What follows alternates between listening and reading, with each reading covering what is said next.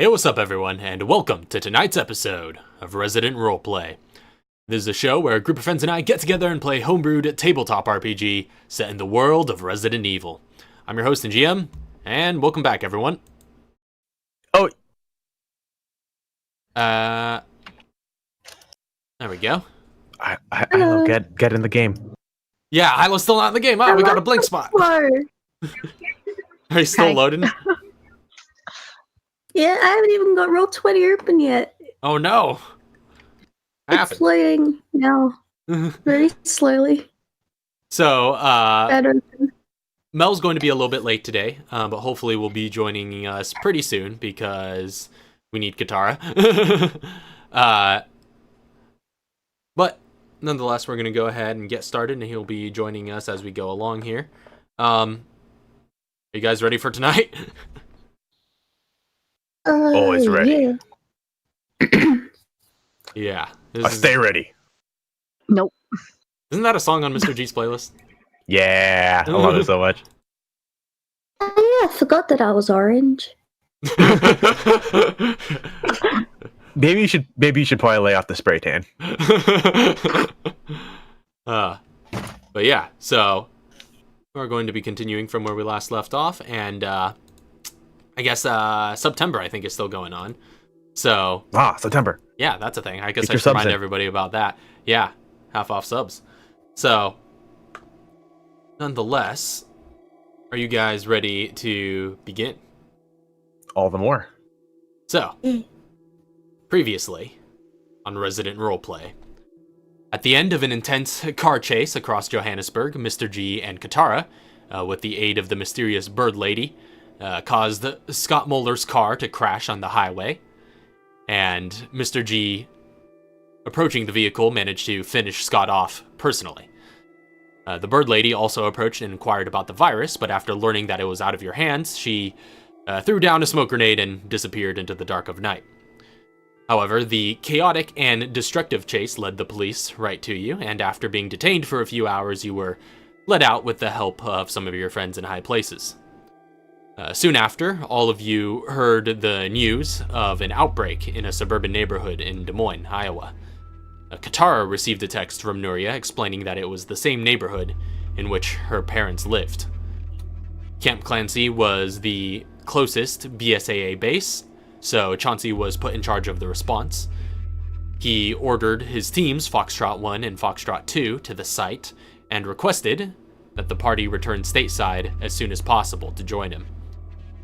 He also ordered Kevin back to Camp Clancy to help keep guard with Foxtrot 3 and to fix their toilet problems. And the rest of you made your way to Des Moines, where you met with Chauncey and Nuria at the military camp outside the neighborhood, which had sort of become engulfed in some sort of thick fog that you were able to see. So you were briefed on the details of the situation by both Chauncey and the police lieutenant, Connolly. You learned of a SWAT team that had gone in previously, though only one survivor came out of that group.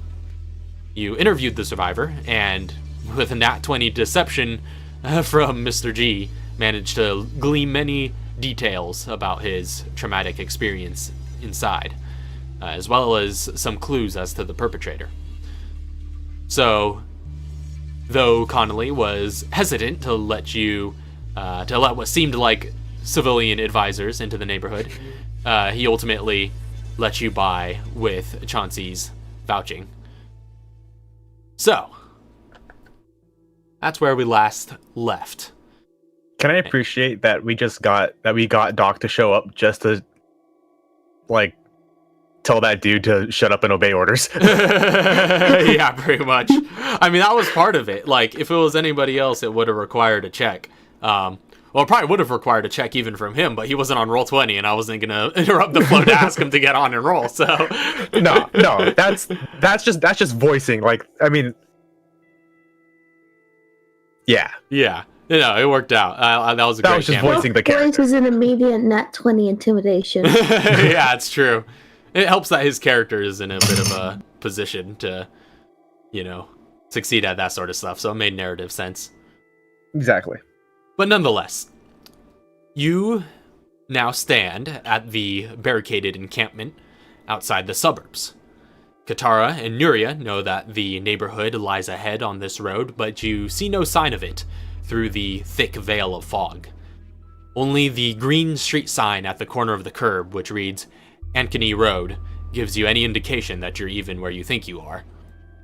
You stare into this dense fog in the dark of night, uncertain of what lies beyond. So, it is currently about 4 o'clock in the morning on September 18th. We had to do a bit of a retcon after last session when I realized the flight back from Johannesburg would have taken a great deal longer than I was estimating. But I still fudged the numbers a bit, but just to make sure it's still nighttime here. But it's basically early in the next morning. Dawn's a few hours out. So still get that nighttime aesthetic. But that's where you find yourselves. But the question is, even if it was in the middle of the day, would it still be night here? You may never know. As you guys are standing around waiting to go into the zone, Chauncey runs back out of the military tent where last you saw him, and he walks up to you guys. Is like, "Oh yeah, by the way, I forgot about this. I had Quint from R&D produce one of these. Perhaps it's better off with you guys than with me, seeing as you're going into that place with a little visibility. It's some sort of scanning device. I think he called it the Genesis or something." Sure. Do you want me to hold on to it? Whoever can make the most use of it. Yeah, you hold on to it for now.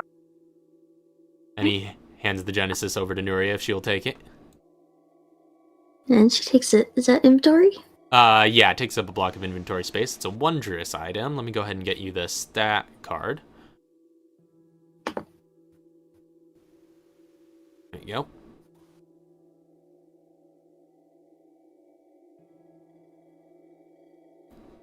And then Chauncey's just sort of, after handing that over, he's like, "Yeah, you mess around with that. See what use you can make of it.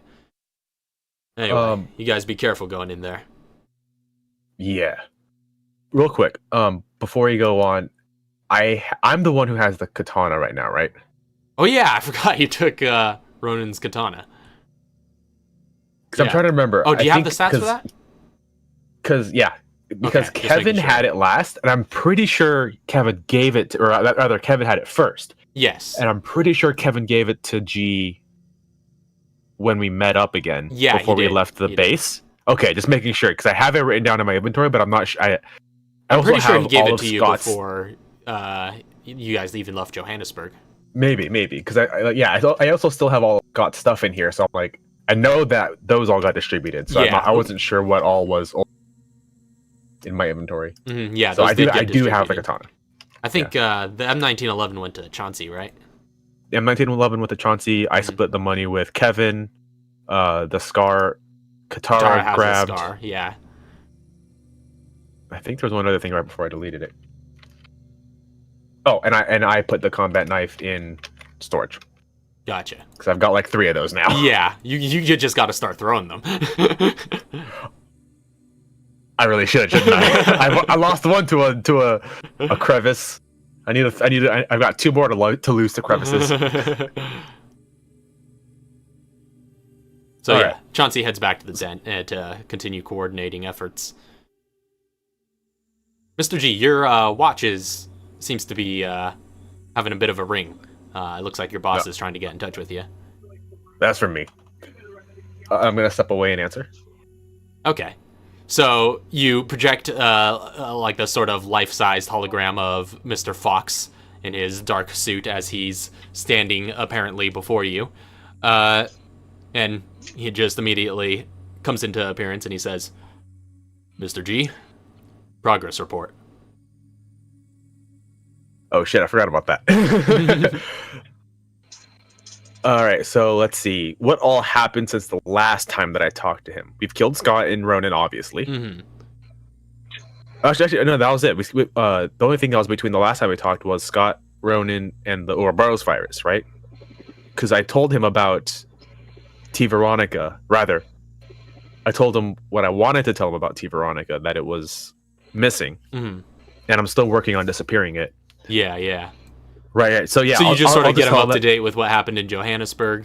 Yeah, and I'll tell him everything straight up because Yeah. I'm sure there was also a lot of coverage as well. So Yeah. He kind of fills in the gaps for him what he didn't already know, and of course he says like the Ouroboros virus that Mr. H, like the Ouroboros virus. informed me of how I had to bail you guys out. Yeah. So we lost the BSAA lost Sarah, but Yeah, I heard they had a couple of casualties. Yeah. But the Manifold lost 2 as well. That's good. Crossing those targets off the list. So. Indeed. There's only 2 more left. And as far as I can tell, that they don't seem to be the type to just show up on field missions, so. Yeah, well, Sphinx is bound to be pretty elusive, but ultimately we need to keep in mind our end goal. Walker. It's quite the fugitive and quite hard to find, even when we've got all the intelligence communities trying to figure out where on earth he is. Well, if I knew where he was, he'd be dead by now. I'm sure he would. So, I know all you need is a location, and I know you'll take care of the rest. That's yes, it. Sir.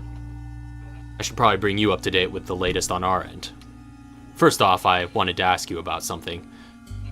Mr. I and Mr. N have been doing their rounds.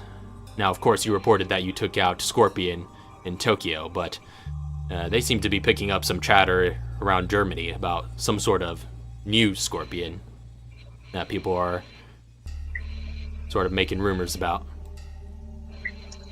Oh yeah, that'd be me. So you know about this. Scorpion's gone, and that's an entire intelligence community that was just ripe for the taking.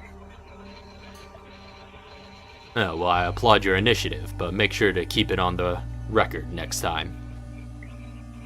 I'll keep it on the record when I don't think our records are, what's it called? I can't remember words. Yeah, what's it called when you... compromised or? Compromised. I'll keep it on the record when I don't think our records are compromised.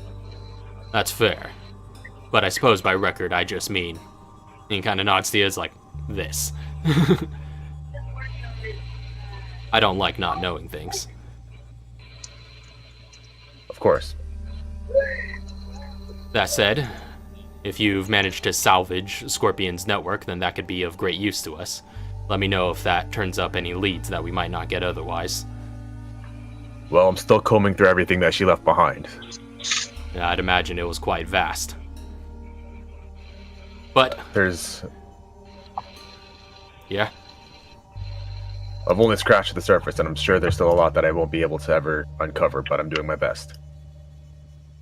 Well, naturally, even the name of Scorpion comes with quite the immense reputation. I don't think I need to remind you of the discrepancy, or the discretion, rather, that you should be taking with that role. Just make sure it doesn't come back to the CIA. The CIA was never involved. Good. Now I have, with that out of the way, there is one rather pressing bit of news that I wish to share with you, just to make sure you're aware. It may become relevant to your particular mission. News on Scott, Emil. On the Manifold. Are you... Or not Scott, I meant Walker. News on Emil, Walker. Are you in a quiet place right now? Am I in a quiet place? You said you stepped off to the side, right? Like, I'm assuming you're keeping this kind of private? Yeah, well, I just stepped away from the group, just, you know, talking on the phone, kind of stepping away politely, but I'm sure they can overhear me. Okay. Yeah, you could like step a bit further if you would so choose. Is anybody trying to eavesdrop? Or I guess is Nuria trying to eavesdrop?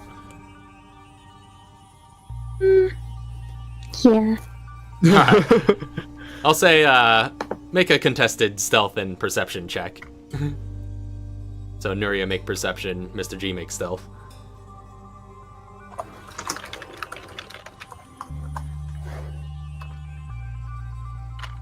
Whoopsis, that's a three digit number.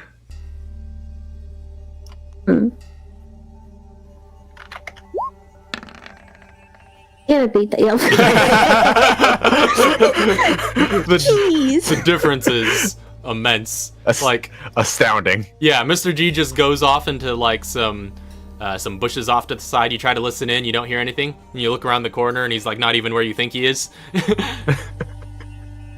But yeah, Mr. Fox just he speaks to you in this area, and he says, "You remember Mr. I'm U? in the trees. Remember Mr. U? Give me 1 second. I'm still trying to pull up the freaking that document to remember what all the designations were. I think you have it in DMs, right? Yeah. I think you pinned it. All right. But I'm gonna say for now, yes, I remember Mr. U. Yeah, well, make sure word of this doesn't leak, but I just want to make sure you're in the loop. In case you see him, you run into him out in the field.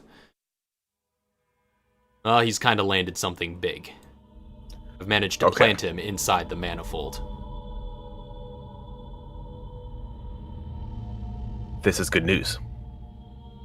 Very, as long as he's not compromised too early.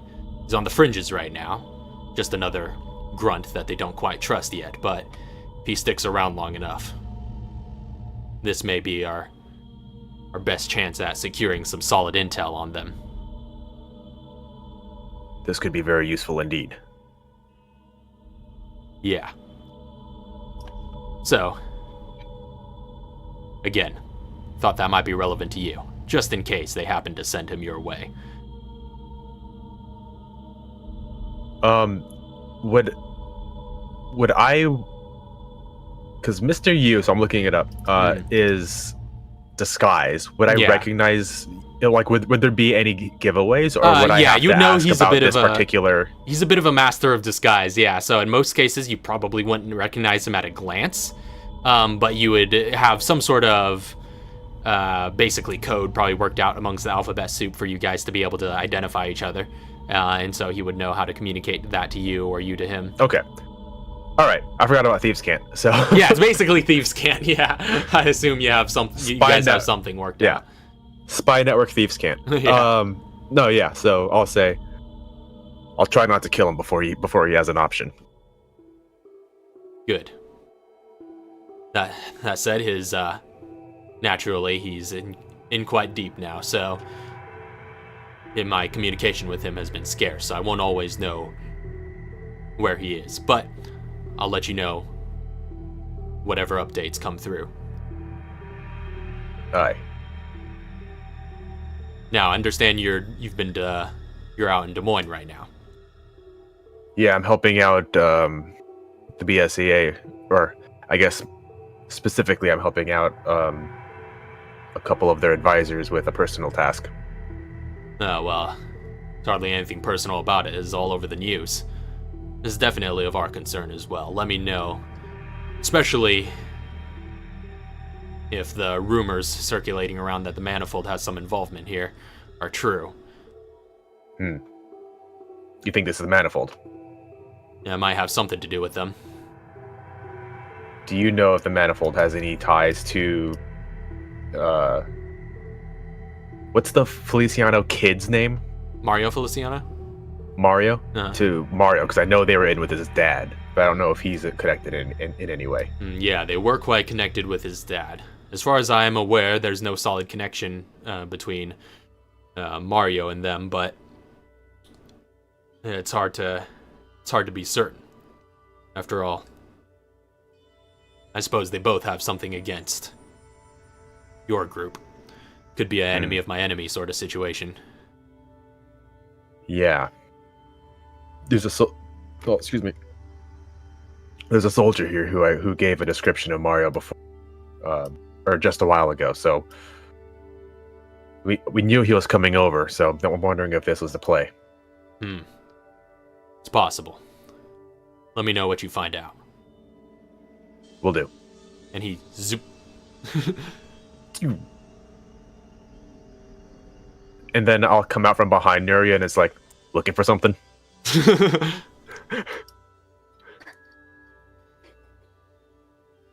Where did you go? I had to step out to take a leak.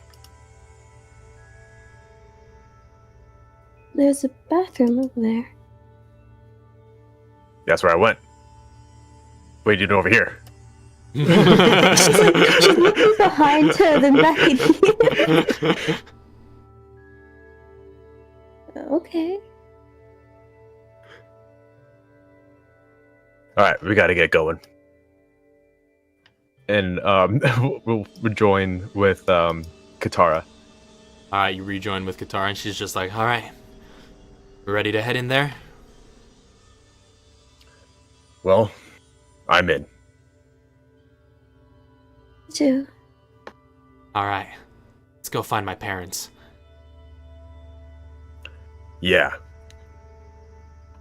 And she sort of leads the march inside as the three of you cross the barricade, cross the threshold, so to speak, and head into this thick fog. So, I'm assuming there's not a lot of visibility. first off, I need everybody to make charisma saving throws. Oh. That's what I was built for. No.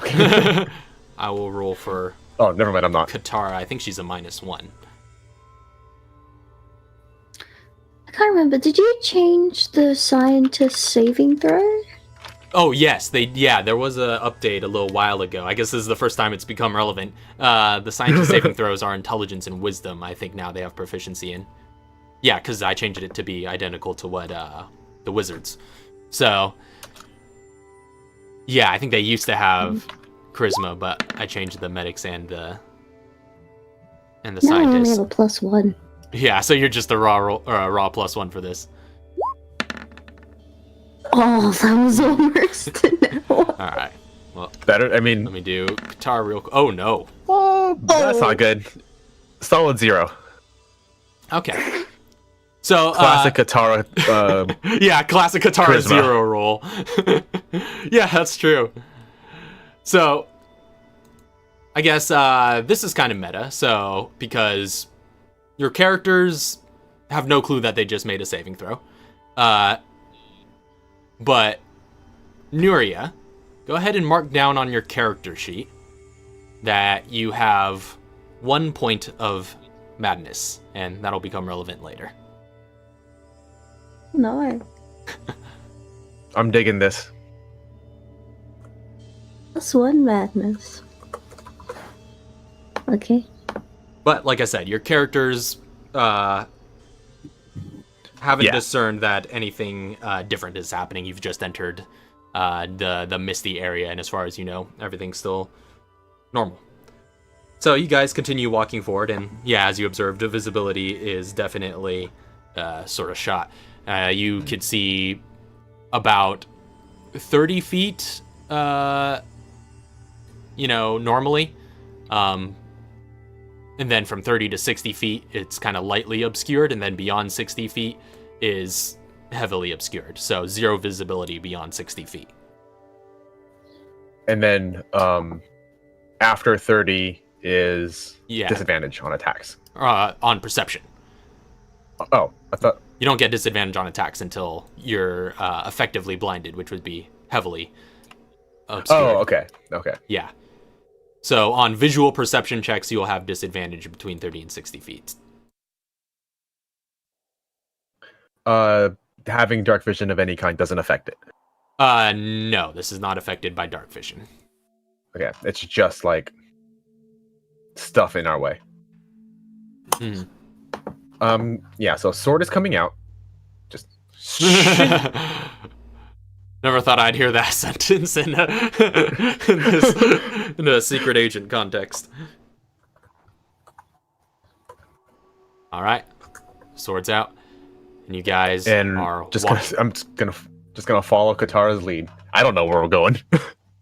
Oh yeah, Katara would point out, she's just like, yeah, so my parents live at a house kind of near the end of the lane. We've got some walking to do. Well, we best get to stepping. Follow my lead. And she sort of leads the pack. So you guys walk onward for a little while. And as you continue, it's just like eerily silent. And as you're passing through the neighborhood, what few objects and structures pass through your visibility just seem really bizarre. You know, it's just there are houses, but they all seem like abandoned. There are empty cars, lawnmowers. You can see a child's blue tricycle just sitting out in the middle of the road. It's practically a ghost town. It just looks like everybody was just here one day and then just up and left. Yeah. Ghosts. So you guys keep marching down the street, making your progress, following Katara's lead. Eventually, as you're going on, you kind of hear like a sort of, at first distant, sort of sound that's just kind of like, "Roo, roo." There's like a dog somewhere in the near distance, and as you guys keep going down the street, its barks kind of get louder and louder. The direction we're heading? Yeah, it seems like you're getting closer in the direction that you're headed. Alright. Neria's flashlight. Oh, sorry. Oh, here you go. Does Neria's flashlight help at all? It doesn't seem to penetrate the fog too much. It doesn't necessarily help with your visibility, except in instances where something's close and it kind of alleviates the darkness. But and it's kind of interesting because the flashlight is basically like a beam going, or a cone going through the fog, which is kind of providing it with a sort of more visible beam of light. But yeah, it doesn't necessarily extend your visibility, but it does alleviate the darkness within your visibility. So, like, with that, would that negate the disadvantage of perception after 30 with a flashlight? Yeah, sure, I'll allow it. Or at least at whatever she's pointing at. Yeah, exactly. Yeah, if it's within the cone, then yeah, we'll say that negates the disadvantage. Can I have G stand right next to her and have his like sword on his shoulder and have his pistol just like following the beam? Okay, good to know. So like whatever, if he sees anything in the beam, he's just gonna start shooting at it. Yeah, you're kind of looking like a third-person shooter on your end. Yeah. Just hovering over her shoulder. All right. So you keep an eye out, and as you continue walking, you hear that barking sound get closer and closer, until you come to a point where you see on the street along the right side, the source, where you see this brown pit bull that just seems to be barking down one of the paths beside a house, kind of leading to the backyard. It's just staring down that path and just going, "Roo, roo, roo." Regular pit bull? Yeah, just a little brown pit bull, kind of white spots here and there. All right. And Neria will slowly approach. Slowly approach. Kind of like peering with the torch. Okay, yeah. Kind of aim the flashlight at it a bit, and as the light kind of goes over it, and as you get a little closer, it like stops barking like pretty instantly, and it just looks over in your direction. It seems like this is the first it's noticed of you. It's got its ears kind of perked up, and it's like just staring at you. Kind of dog in the headlights. And then when it stares at you for a sec, then it looks back in the direction that was just looking, and just kind of licks its chops. And it's not barking anymore, but it looks back in that direction. Then back to you. And then it just Is something down there, boy?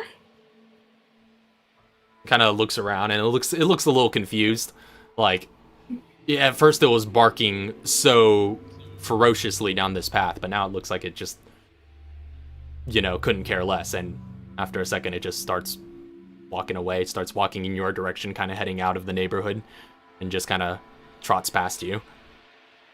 From the street, Mr. G will say, "Come on, we gotta go. We don't have time for dogs."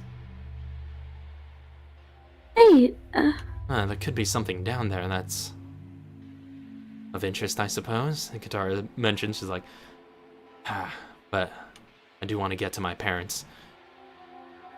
Yes, it is interest or your parents.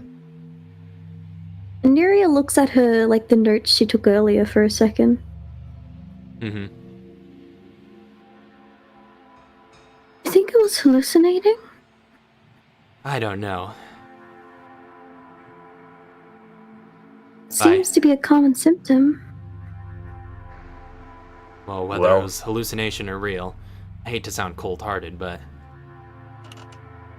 as far as I'm concerned, survivors can help themselves right now. I need to get to my parents. Yeah. Yeah, of course.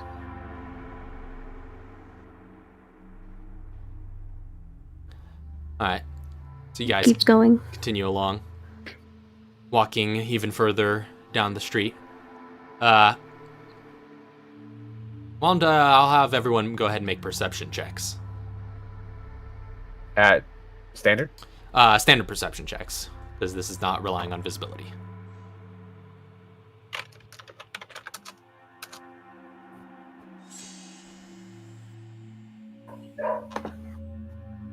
Freaking dog's back. Just ignore it.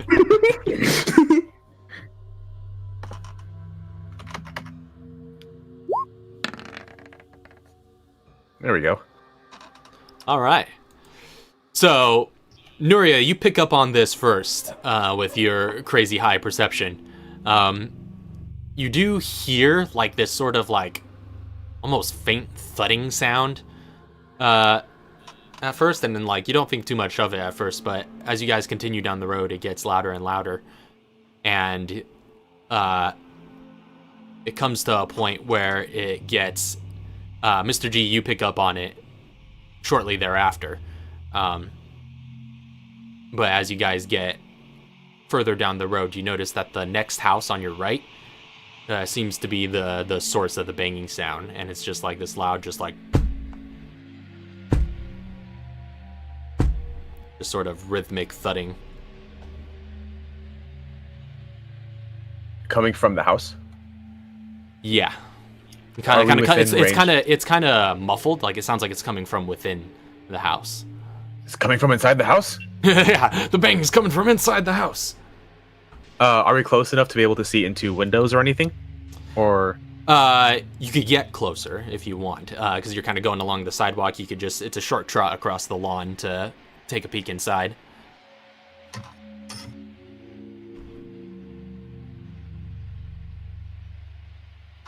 Nuria, can you shine your light that way real quick? He nods and does. All right. So you shine your light through the window? Not trying to get too close, like maybe stepping onto the lawn at most. Mm-hmm. Do we see anything in the windows?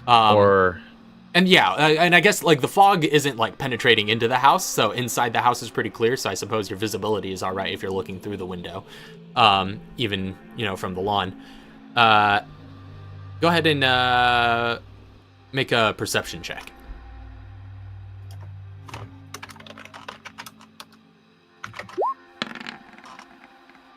20. That's pretty good. So you see some movement on the inside.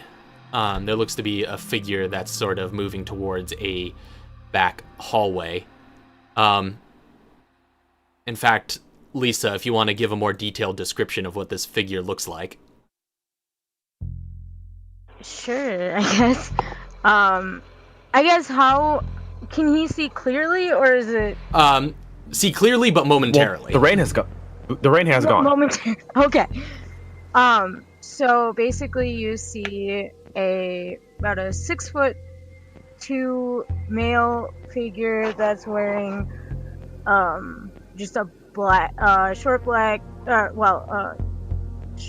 t-shirt with short sleeves and black pants, probably cargo sort, and white hair, which is probably the most interesting part.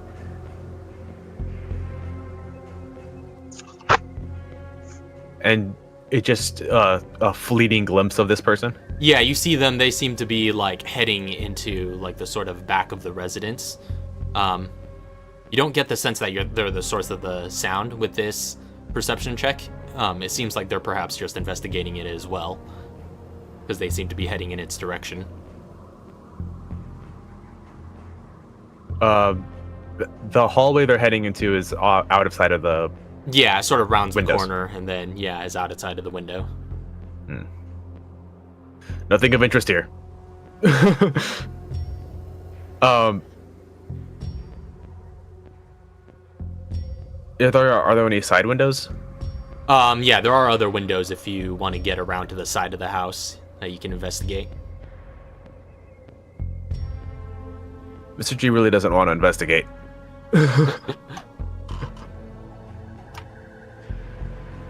That's some guy. Did it look like BSAA? I think Chauncey said he sent some of his units in. Well, he wasn't wearing a uniform. Black tee and cargos. Yeah, come to think of it, if well, like I said, I need to get to my parents, but if we could pick up some allies along the way, that might be useful. After all, we don't know what we're up against. Thought you said survivors would be on their own. Well, BSAA aren't survivors. Alright, let's see if this guy's BSAA.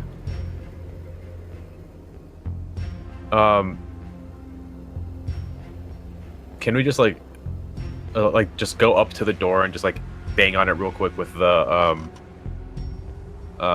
with the butt of my gun and just be like, BSAA. You're banging at the front door? Yeah. Okay, as you go up to sort of bang on it, as you like hit against it, you notice like the door just sort of swivels open. It looks like it's already been broken into. It's been broken into. Not it wasn't open. Yeah, it's been broken into. Well, it looks like I'm just gonna like step back and like join the rest of everybody and be like, I don't think that guy lives there. And have sword and gun ready. All right.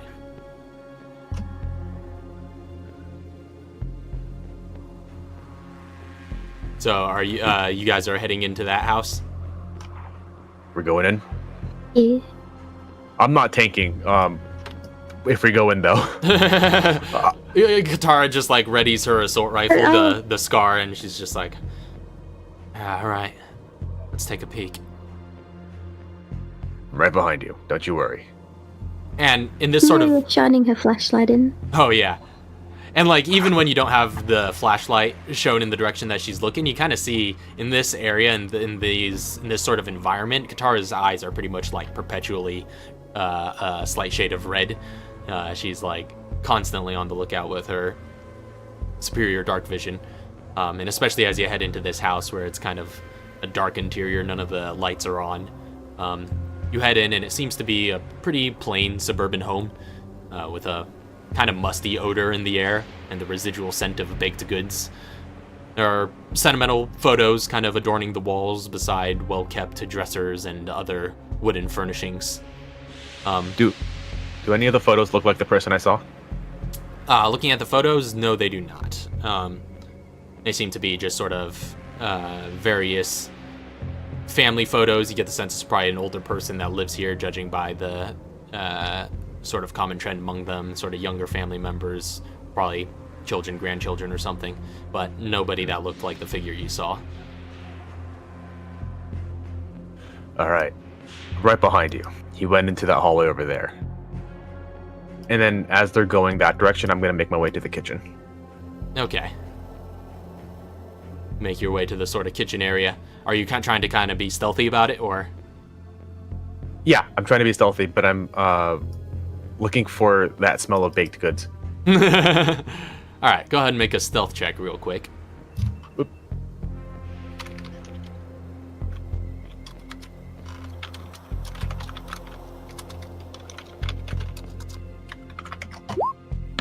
I keep forgetting I've got advantage on things like this. Oh yeah, that's right.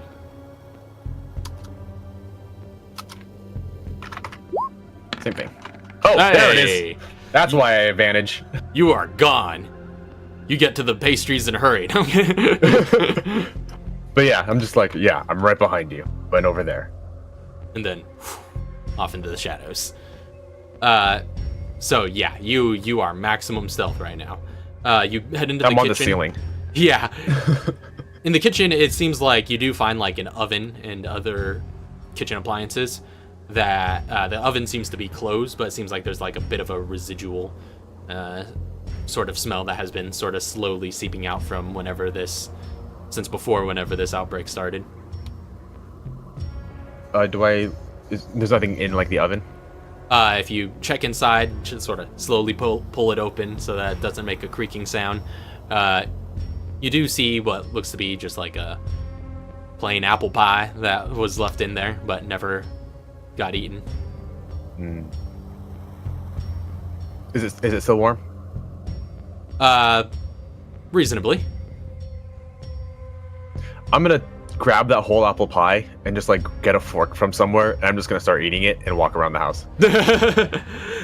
Meanwhile, as this is going on, Nuria and Katara start making their way to that sort of back hallway area. And as you round the corner, you see a couple of figures. First off, you see the figure that Mr. G spotted through the window, who seems to have encountered the source of that sound. And I should note that banging sound has sort of been like constant and regular and rhythmic throughout this entire ordeal. It's just sort of been this sound, this kind of ominous beat in the background. And when you see the source and shine your light on it, you see a figure in BSAA uniform. In fact, I think, yeah, one that Nuria and Katara would definitely both recognize. It's Allie, and you see her repeatedly throwing her head against a wall, and her forehead is kind of bruised and bloody.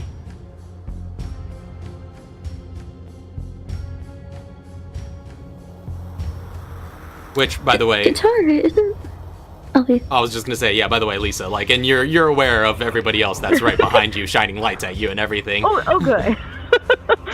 He's kind of just propped up on a wall going, what the hell is she doing? Not really caring much.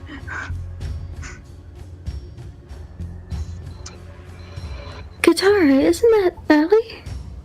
Yeah, but... And first off, who are you? I'm guessing that's towards me. Okay. Well,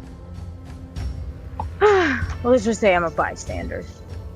I came in here looking for something and haven't found it. But I did find her. I'm gonna round the corner, just like, what's all this? It's pretty good. Mr. Jesus comes around with apple pie.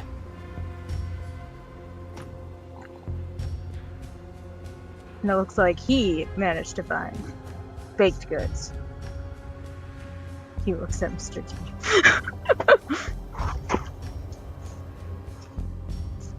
Mr. G, where did you get that? It was in the kitchen. Okay. Hey, Allie. BSAA, we're here. We gotta go. And, like, for the first time, like, she kind of pauses and then, like, looks in your direction, just kind of, like, blood streaking down her face. Allie? Come on, let's go. She's just like, and she, like, holds up her hand, like, blocking the light a little bit. It's just like, Why is it so bright in here? You might want to turn that flashlight off for a moment. Turn it off, but she lowers it. Okay. And Hallie's just like, huh. What are you all doing here? We're getting you out. There is You want some no... pie? Chauncey sent us in. What was that? Chauncey sent us in. And she's just like, oh, Chauncey. There is no out of this place. There's only the end. She just like hits her head against the wall again. Yuri runs over and goes to stop her. Okay, you sort of like take a hold of her, and she's just like, she's kind of like lethargic seeming, like she doesn't seem to have much energy to her. She tries to kind of like push you away. She's like, no. Like, calm down. It's just, It's like just trying to pull her away from the wall. yeah, you kind of pull her away a bit, and she kind of like kicks and screams, but just, you know, isn't ultimately able to resist too much, but she kind of just shoves you back. She's just like, everything's just so wrong. Now, when you say the end, where is that? Home. I just don't want to go to the desert anymore. I don't want to go back. The desert? What are you talking about? Yeah, it's a place where the sand is... everything's always windy, everything's always hot. Where is the desert? It's just... You're in the desert. The desert's here. Desert's everywhere. Yuri's just gonna like hold her breath for a second and then just go to slap Allie. Alright, go ahead and... Right on the cheek. Go ahead and make a quick attack roll. Just like, we'll just call this just an unarmed strike. I'll give you advantage since she's kind of out of it. So just adding your strength. You know, I just realized. Huh. Somebody has my tranquilizer dart. Oh, snap. So, 11, you go to like try and slap her, but she just dodges out of the way and just backs up and pulls out her, she draws her M9 handgun from her hip, and she just points at you guys. She's just like, no. Yuri immediately backs up. You're not sending me back to that dark room. Do you want some pie? Make a persuasion check.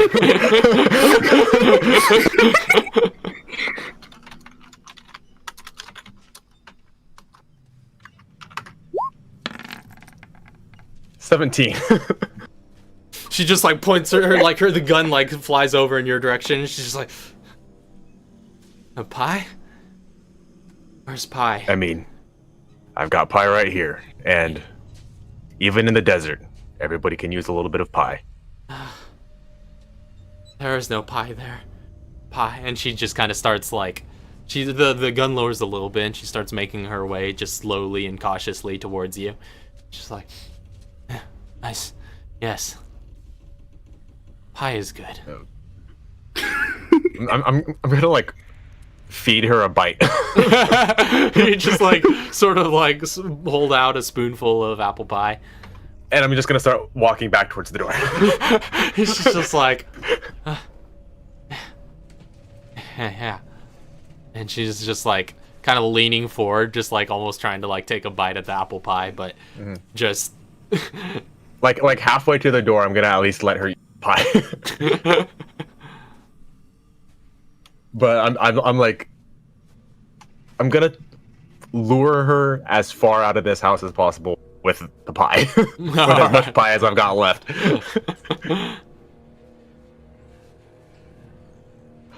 He's like, "Yep, everybody can use pie. It doesn't matter where you are. Pie always reminds you of home." And yeah, so you drag her along, again letting her get that bite like halfway through, but continue bringing her on the way out of this house. Katara's just kind of like watching this whole whimsical situation, just in awe, and just kind of following slowly behind. Nuria, you're kind of left back in the back of this, or in this sort of hallway for a sec with this new stranger that you've just met. Oh, right. I forgot to introduce myself to that person. Yeah. I was like, I've got a pie. Nuria, while you're there, you do see, like, sort of straight out of Raccoon City, in that old memory, just one of those zombies that you're used to seeing there, just like standing behind this stranger that you've just met. And it begins to sort of saunter forward and kind of close in on them. Immediately pulls out a spark shot. Okay, you pull out your spark shot, and Fires. Lisa, your guy just sees her just like pull out this sort of like yellow rifle, this sort of looking thing, that just like and aims it in your direction. Whoa, whoa, whoa! What are you doing? And then you fire that past them. Yeah. All right, so you just like, and as you see that shot go past you, you see just like these sort of prongs connected by wire with like a sort of electric shock going through them, just fix into the wall behind you, and you look back there. You really dislike that wall, don't you?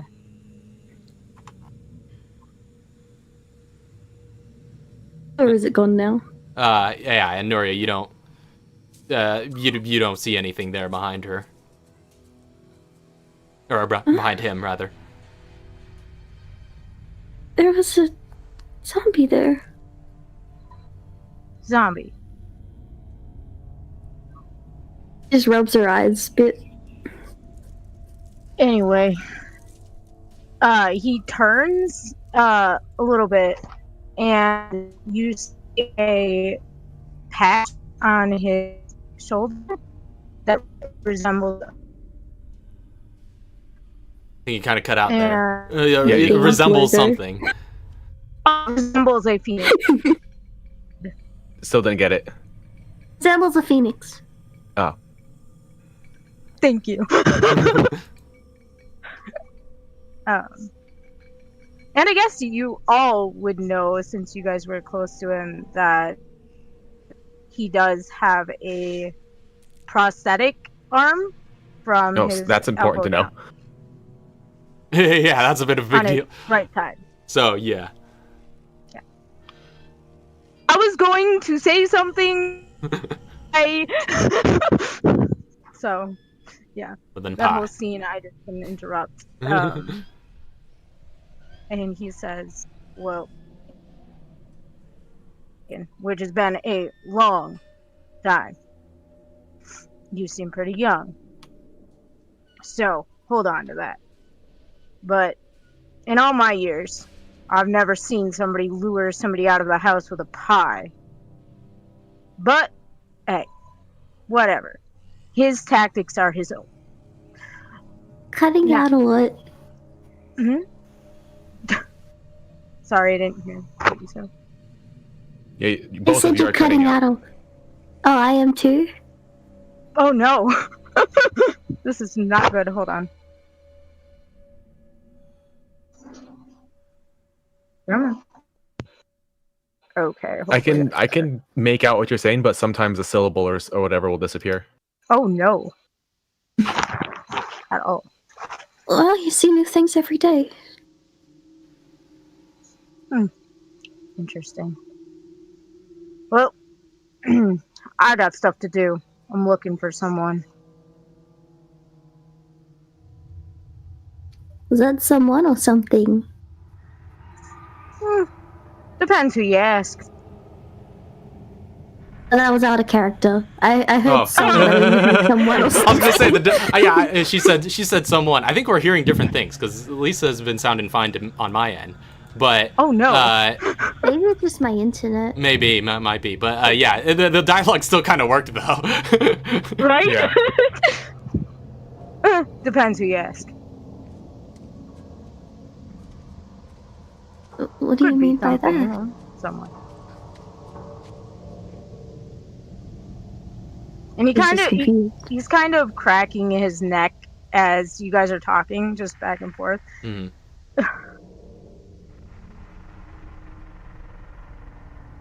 By the way, Lisa, real quick, retroactively, go ahead and make a charisma save for this character. Okay, sure. For your first roll with this character. I know!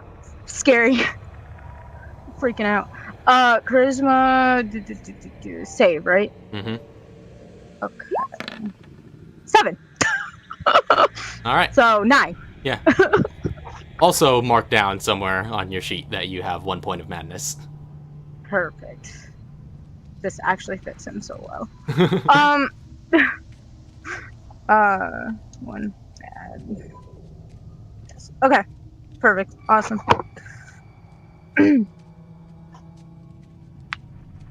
So. Not gonna ask what you're doing here. Don't really care. And he starts walking away. All right. Start walking out. Meanwhile, Mr. G has lured Allie to the front lawn.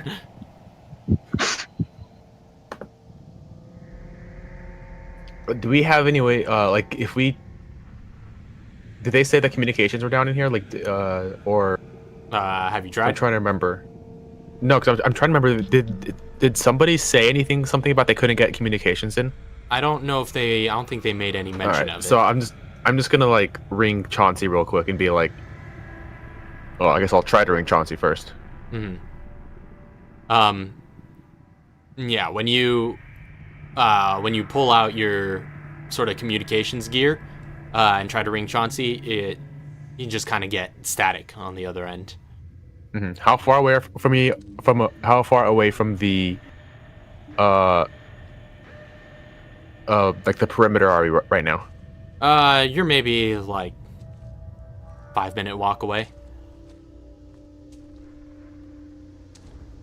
All right, Katara, I'll be right back. I'm gonna try to get Allie out. Gonna leave the house. And Allie's just like, what? Where are we going? We're going home Where's... with pie. Oh. I'd like... She just kind of shakes her head. She's just like, oh man, I've got a splitting headache. Yeah, me too. We gotta go. I know exactly what we can do to take care of that.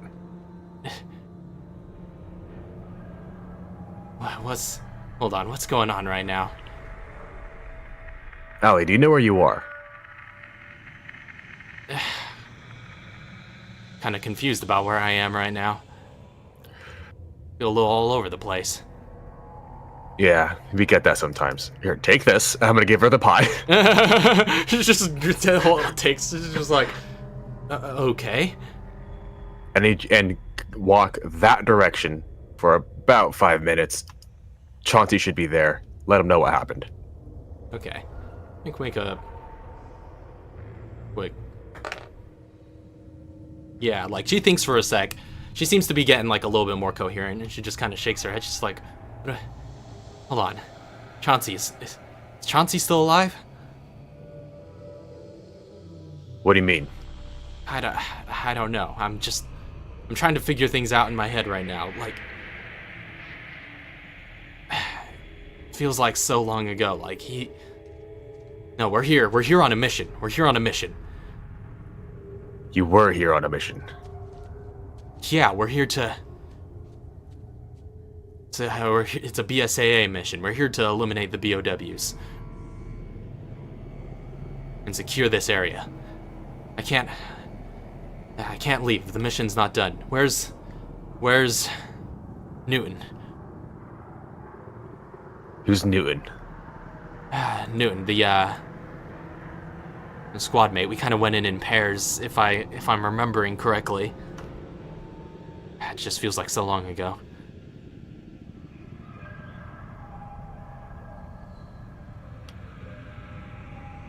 Describe Newton.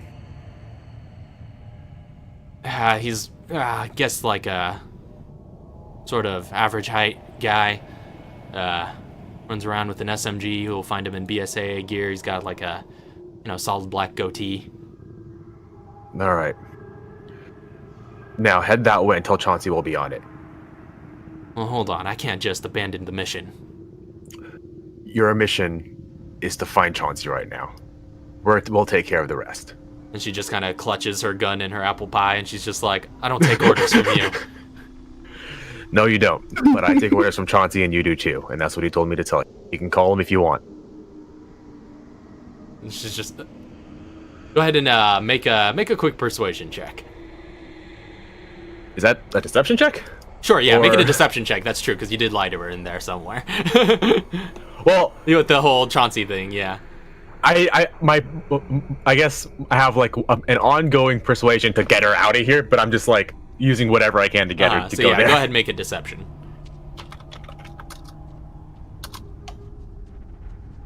Meanwhile, what's everybody else been doing?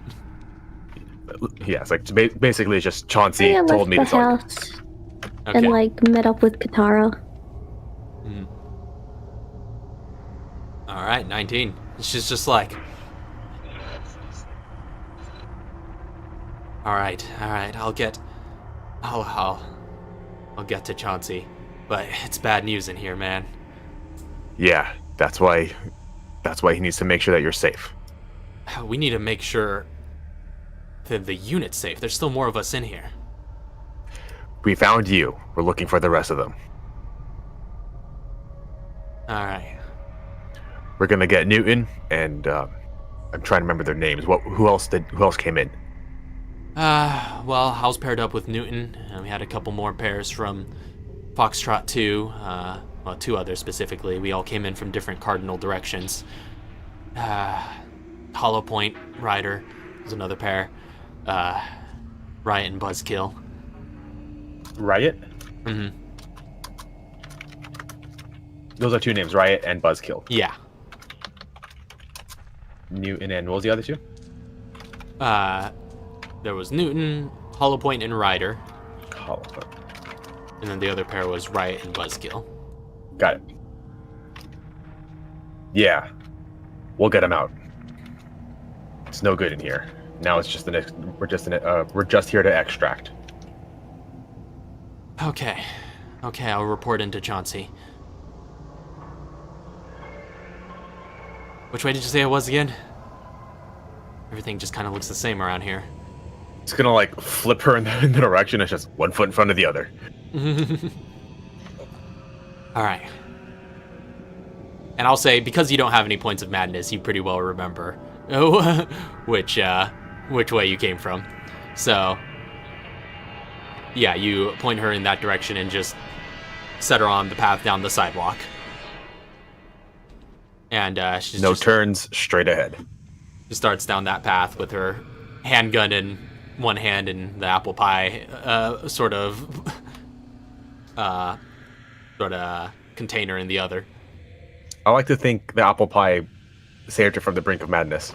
I would like to think so as well. Very well might have. So, Nuria said she's leaving the house? I think she did, yeah. Is the other dude with her? I don't know, but he would. I was asking the other dude. Other dude? Hey, where'd that other guy go?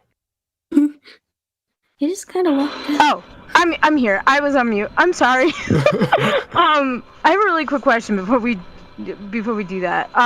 To wrap actually, and I don't know if this is a thing, but he wouldn't know of Scott's death, right?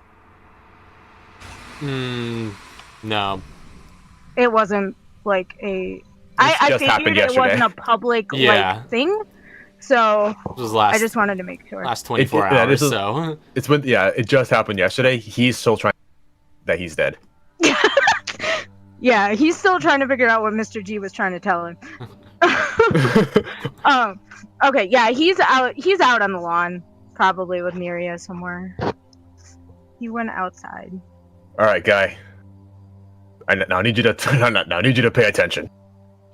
That direction. If you keep walking, about 5 minutes out, there'll be a base camp. We need you to head there. You'll be safe. He kind of points to the patch on his shoulder, and he's like, "The likes of me aren't really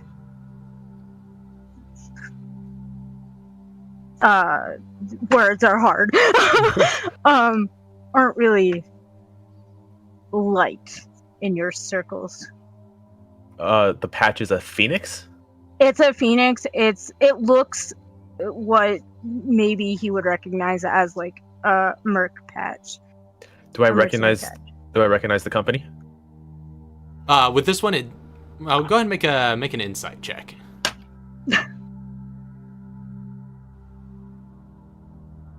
Would history apply to this? No, this would be insight. Okay. Just go up from 0 to 1. That's the only thing I want. 15. That's not bad. Oh, not bad. No, yeah, you could tell it's like this doesn't seem to be any sort of like company logo or anything like that. You get the sense that this is more of like a glory patch kind of thing, just like a personal identifier. Listen, I don't know what your story is, but your story isn't here. You need to get out and be safe. Safe. Listen, I've worked for companies that you probably wouldn't even dream of. You'd be And surprised. well, my umbrella was one of them. Oh yeah. So you worked for Umbrella too? Pretty much everybody here has worked for Umbrella. Well, I was I worked for two branches of Umbrella actually. Worked for Umbrella Europe and I worked for the States. You were in Umbrella Europe. Yeah. Interesting. And I also killed my team and stole company data. This seems to be a common thread amongst people that I know. Minus the killing their team part. So you were with Umbrella, they had something you needed, and you took it, right? Not exactly. They hired me on as a private merc, and they screwed me in the end. So I took their livelihood. Simple. Okay, so you're opportunistic, you're not idealistic. Sure. Hmm. I have one purpose, and that is to fight. Alright. What do you fight with? Depends what you mean by that. What's your preferred method of pain? Oh, slow, very, very slow. And you could All see right. just Do you have like at a anything? glance, like he's got like a shotgun slung over his shoulder. Alright, you'll do. If you don't die, we should exchange stories of back when we were back in Umbrella. I haven't heard any stories of Umbrella Europe, but I mean, Tech Division in the US was pretty interesting. So, Yep. I'm looking for someone. Don't know if who are you've you seen looking him. for? He was an old buddy back from my days after Umbrella. His name is he kind of thinks for a minute because names are not his thing.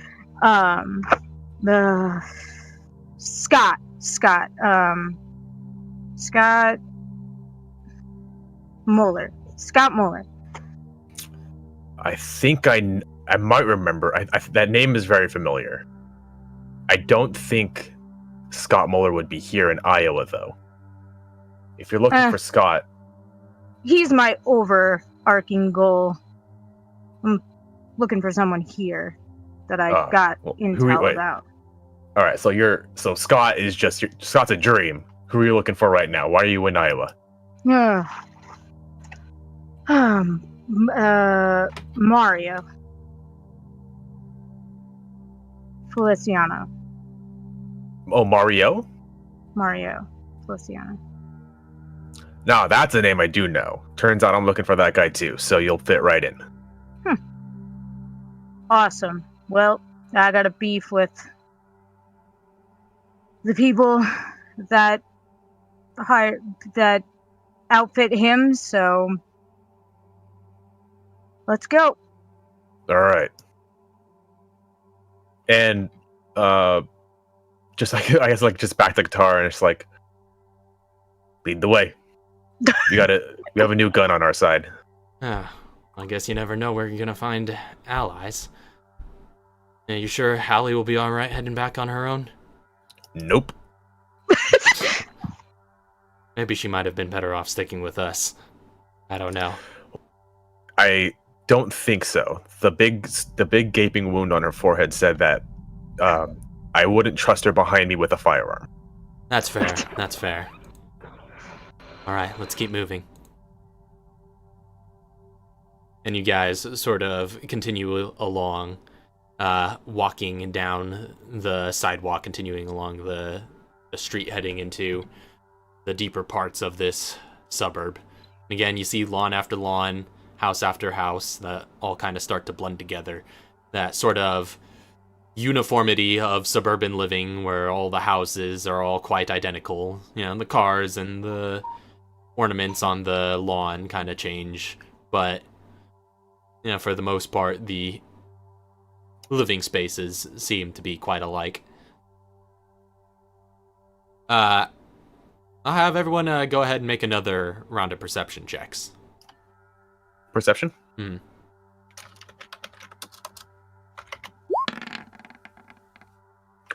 Oh! The 3D dice was super cocked, but I think that came through as a 20. Okay. At least it's not a charisma save. So... Oh, I think I just left. Oh. So, Mr. G, you notice this first off with your freaking sharp eyes, but you do see in another house off to your side, you catch a glimpse of what looks to be a sort of the silhouette of a person that looks to be kind of looking out on the street, almost looking at you guys in a house off to the side. And Lisa, your character notices this as well. Okay. A bit later than Mr. G he's does. Gonna draw a shotgun. All right. What'd you say? Me or him? What'd you say? He's drawing a shotgun. This figure is just looking? Yeah, like when you catch the glimpse of them, yeah, they seem to be just looking, but then after a moment, the silhouette just kind of moves off to the side and just walks out of view. All right. We're looking for more allies. I didn't get a good view of the person, just the silhouette. Yeah, it was just a silhouette. You couldn't really identify anything. Okay. Tara's just like, well, I don't know if we necessarily need too many more allies, but, I mean, why, what'd you see? Someone in that house over there, and I'm not sure if they're... I don't know. I'm getting a bad vibe from it. Well, I guess friend or foe, you ought to be wary of both. You got a point. I mean, if somebody's trying to get the drop on us, I'd rather get the drop on them first.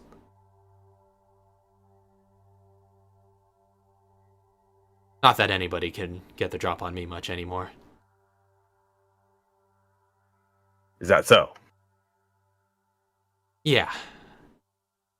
Well, you'll find I guess I've sort of come to notice my senses have been quite sharp lately.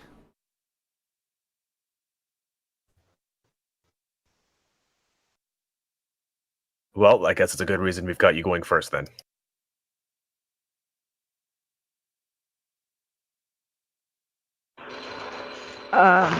He will, if Katara takes point, he will also kind of stick near her. Mm-hmm.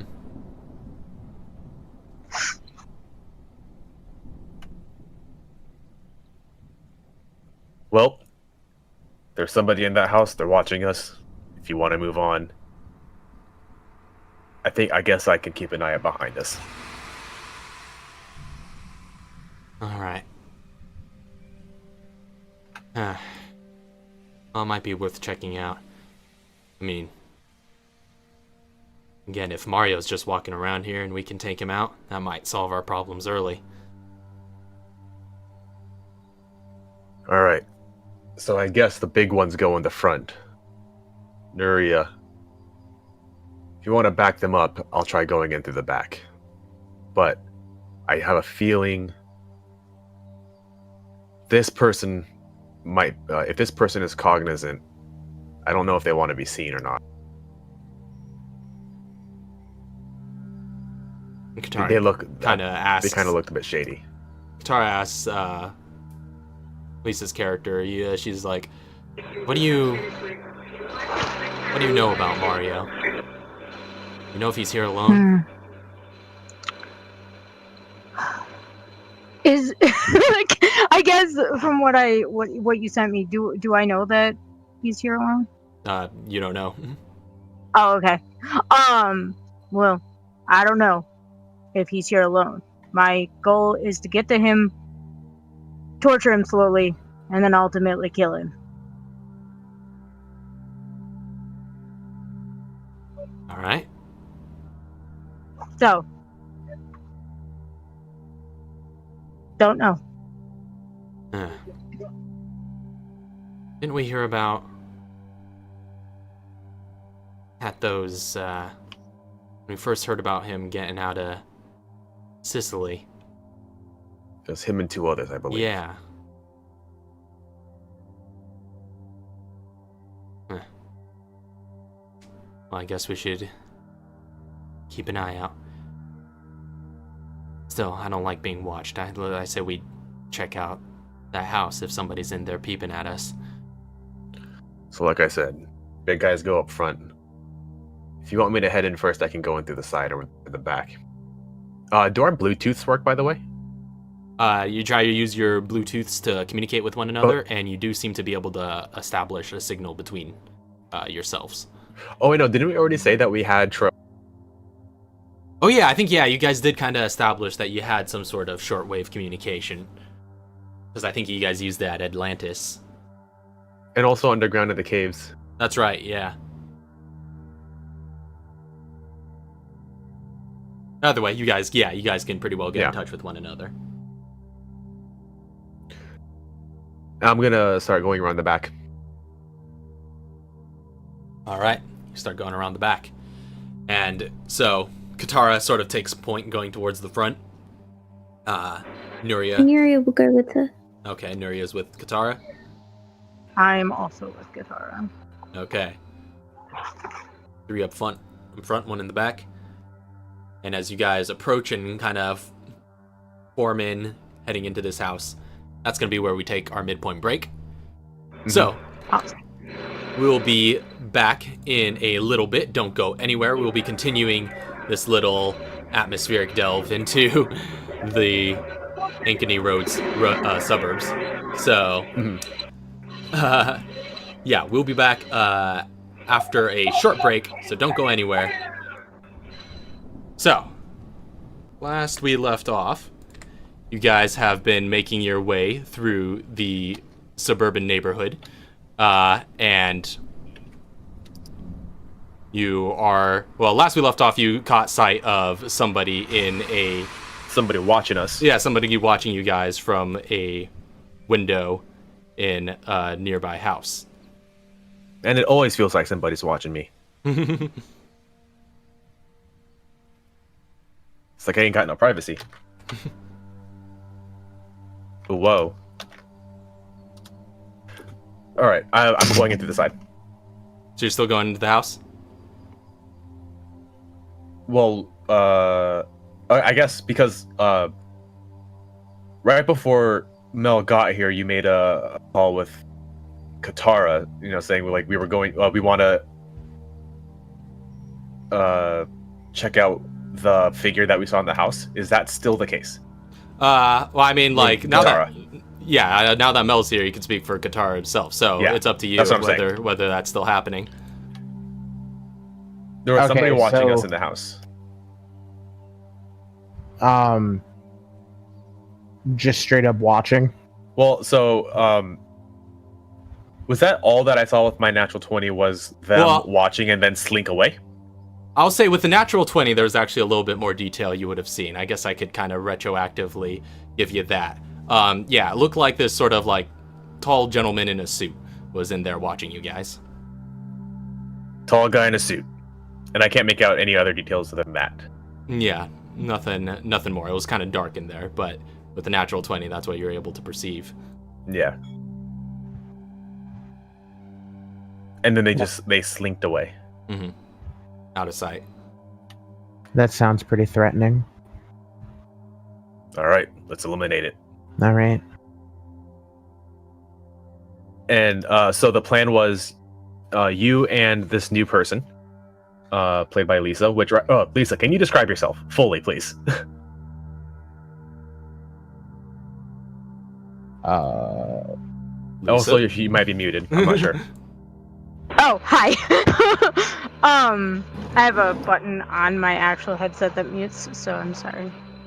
So 6'2", pretty big guy, 200 and some pounds. He has a merc patch on his shoulder, which is more a personal thing to him. It's of a phoenix. He has one scar going from like his forehead to probably around his mid-jaw, and then one on his cheek. And then he has a robotic arm that is pretty chromed out, prosthetic, and he's wearing a black t-shirt with paint cargos and combat boots. I think. Oh, and his shotgun's out, but that doesn't really. Yeah. But so I matter. was saying, you two take point, and I can flank around the side, and have Nuria support you guys from. So I think you're forgetting one of the biggest things about his character design. He has white hair. Yeah. And he's got white hair. White hair that's actually pretty long, but it's up in like, I don't know what you call those, like a man plastic clip. You mean like one of those like alligator clips, or like one of those? Yeah, like the ones that like you like pull open and then stick in your head. Yeah. Butterfly clip. I think it's called a butterfly clip. Yes. Yeah. Which is also white, Yes. by the way. I think. I didn't even see that on the Sims character. You probably wouldn't, because it was in the back. All right, so that's the plan for ambushing this house. Yes. The plan that I proposed, at least. Okay. And I've got pistol and freaking sword. Oh yeah. Hey.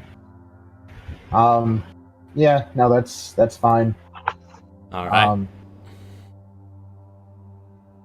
Just post it up on the door. So you post up by the door. You see the door kind of like as you draw near to it, just kind of creaks open. Seems like it wasn't fully shut. She's just looking at the new person, and it's just like, just kind of signs like, enter, and I'm behind you.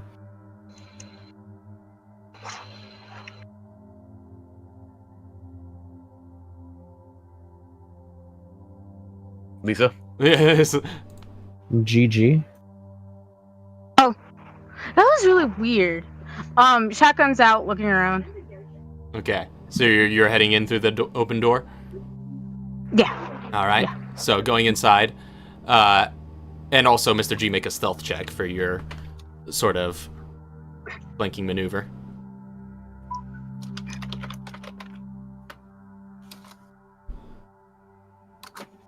All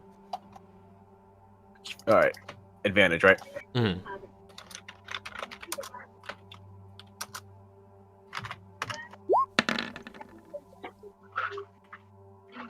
So 23. Okay. Which, by the way, I don't know if anybody pointed out to you, but everybody made saving throws when you I entered the know. neighborhood. Oh, Yeah, so you've got 1 point down. Yeah. So you guys enter in through the front. Mr. G going through the back. There's kind of like a sliding glass door on in the patio in the back that you could kind of enter into. Also seems to be open. Mm-hmm. And I'm always checking for alarms and Mm-hmm. anything that might impede an entrance. Yeah, there doesn't seem to be anything sort of fancy about this particular home. And it's strangely just like everything just seems to be open. But entering in, it seems to be another sort of plain suburban home like the last one. Similar in layout, in fact, so you're kind of easily able to navigate it from what you've seen of the other. Go ahead and I'll say anybody who's going through can go ahead and make perception checks.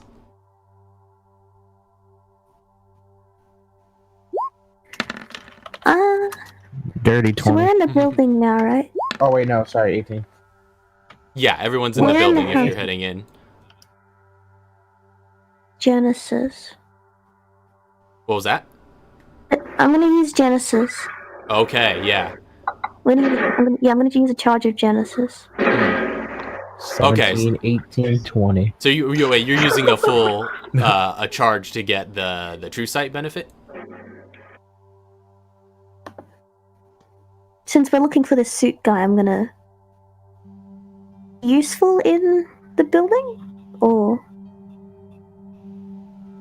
better just use it in the fog. Sorry, what was that? You kind of cut out a little Is bit. it useful? Would it be useful in the building, or was it not really help much? I mean, it can't be, depending on what's inside. Can't remember if I pinned everything that True Sight all does. But you can just like use it as like an action to just do like a superficial scan, which will just give you advantage on a perception check. Or you could expend one of its charges to get the True Sight, which could be useful. It'll at least be useful for dark vision. And you wouldn't have to use your flashlight. So because that's kind of included in there. So advantage on perception is just an action? Yeah, that doesn't cost anything. As long as you have the Genesis, you could in your hand, you can use it that way. So Nuria, Oh. there is no reason to not use it. So the only way do I use the advantage or do I use the charge? the charges are for basically the charges Charges are used, for super sight. the charges are useful if there's something that we physically cannot see that exists in front of us. Yeah, I'm gonna use just regular then. Okay, so just Yeah. for the advantage on Because, the perception. As an action, the only reason to not use it is if we're in combat. Okay. Yeah, because again, it only costs you an action to get the advantage on perception. So that's 20 total. Oh yeah, so all of you kind of listen in and look around as you're going through. Mr. G, the area that you enter in through the back seems pretty clear. You see a couple of halls going in different directions though. And sort of scanning around with the Genesis, Nuria, and Lisa with your character as well. You both seem to pretty well notice that the coast in the living room seems clear, and you don't really hear anything, any sort of movement or anything within this house. Again, just kind of eerily silent. Looking around, there does seem to be, some basic furnishings, nothing too fancy, nothing quite lived in as much as the last house, at least. You see a sort of hall cabinet that kind of has like a desk beside it, and there are just 3 porcelain dolls just hanging out on top of it. Okay. That's creepy. Real quick. Porcelain, you say? Yeah, porcelain dolls. He's just gonna walk over and just like is it like when you say a hall cabinet, it's where you open the doors, right? Yeah, like it's almost like a little bit of kind of almost wardrobe type thing, but again, beside it is like this kind of hall table that has these porcelain dolls on it. Oh, the porcelain dolls are on the table. Mhm. Good. He's just gonna like sweep his arm across the table and knock the porcelain dolls off the table. All right, you knock them off the table, and they just like just clatter to the ground with a sort of resounding sound. You see as they fall onto the table, like if you off the table, as you look at them as they kind of fall onto the ground, they have just like these dolls just have knives sticking out of their backs. So He's just like, what are you doing? Actual knives or part of the porcelain doll? They just look like actual knives. So I'm gonna have her put her scar like on her back. Mm-hmm. I'm actually gonna have her take out the stun baton. Okay. And just have that pretty much set. And is it light outside? Or it's still nighttime outside, so it's quite dark. But with I'll have her with a flashlight. Okay, yeah. I mean, it's not like she needs it, but just for other people. I was gonna say, actually, currently, unless there's something about Robo Arm that we don't know about, I think everybody can see in the dark at this point. Or I mean, I should say, unless Robo Arm has something we don't know about, then everybody can see in the dark. But pretty much everybody except him has a method of seeing in the dark currently. I mean, it's still a weapon too. Well, sure. So. Yeah. All right. Seeing the knives, he's going to try to like reach out and like take one of them. Okay. Which, by the way, as a quick point of note, I forgot to mention this earlier because we didn't have you earlier, Mel. But as soon as you entered the neighborhood, Katara started like feeling like a little bit of light migraines. Nothing too drastic, but then you feel it sort of, buzzing on. It's kind of been going on in the background this whole time. It's a little annoying. Okay. And yeah. So Lisa, your character's trying to pull out one of these knives. Yes. Yeah, it's pretty well lodged in there. Okay.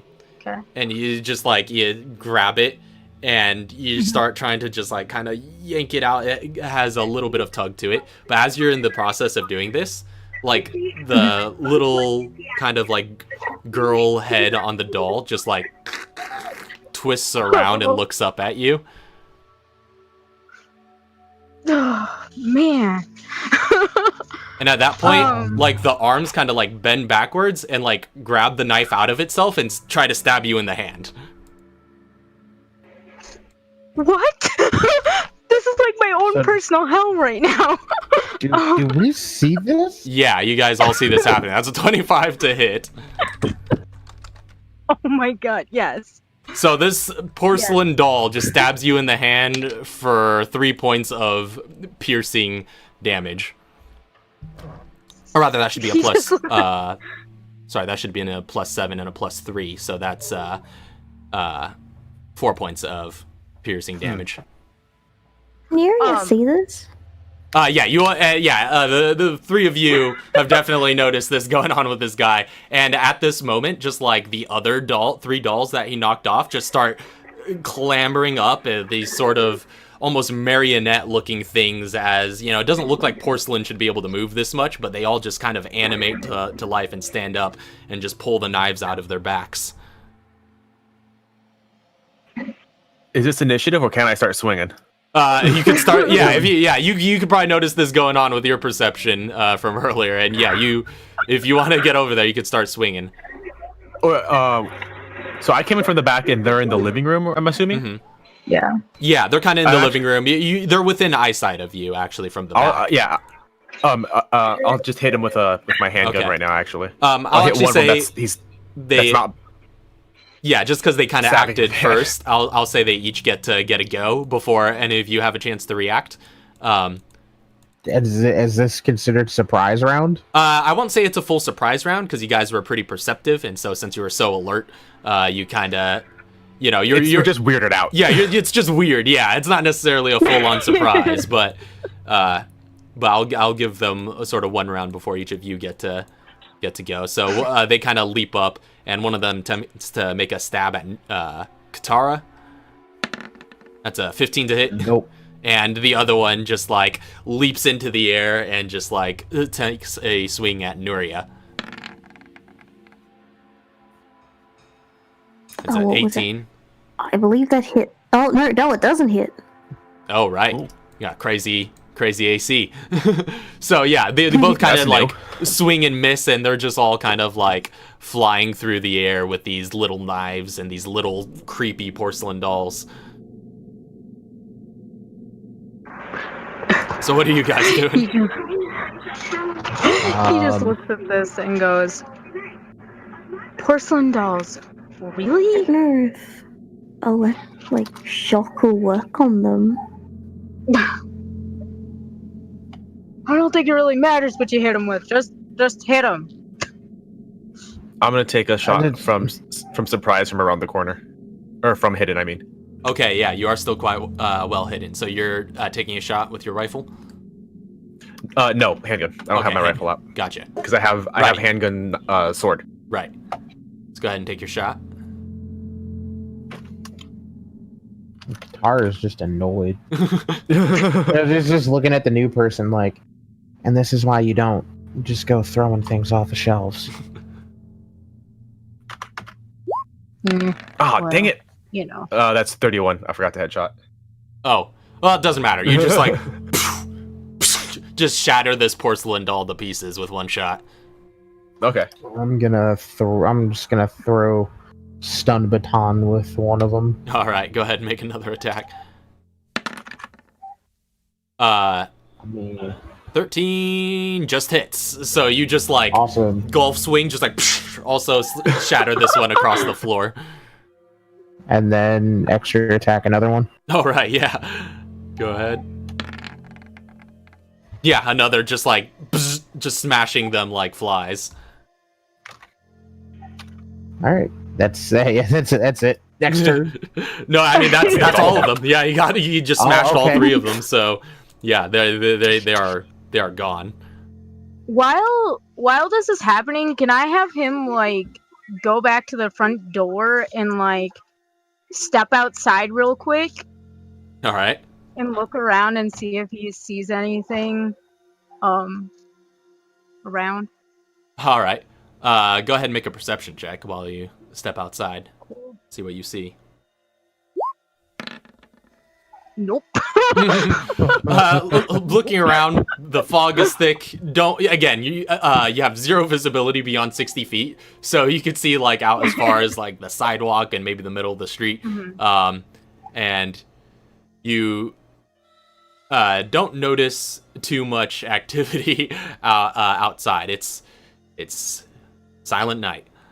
Okay. He's gonna walk back inside. Did he? All right. As you turn back to walk back inside, you just see a familiar face. Scott Muller is just like leaning in the doorway, and he's just like, "Yeah, well, what's a no good fellow like you doing around here?" No, Scott, I've been looking for you. Where'd you come from? I'm always kind of around. You know how I am. True. So, my question is, what the hell are you doing here? Yeah. Well, looking for dead men, apparently. This is really quite petty. And he kind of gives Scott a stare. And he's like, well, Walker didn't pay up, so. Like I said, petty. I'd feel bad for you. I don't. All of you guys kind of hear. Excuse me, did Yeah. we just hear Walker didn't pay up and Yeah, you guys hear these words coming out of his mouth. And as far as you can tell, it's just like you'll only hear Lisa's character's end of this conversation. huh? I'm gonna start looking around for some apple pie. No. So she just looks over, like, could she can see you, right? Yeah. Mr. G, right? Yeah, you he's in guys the can all doorway, kind right? of Yeah.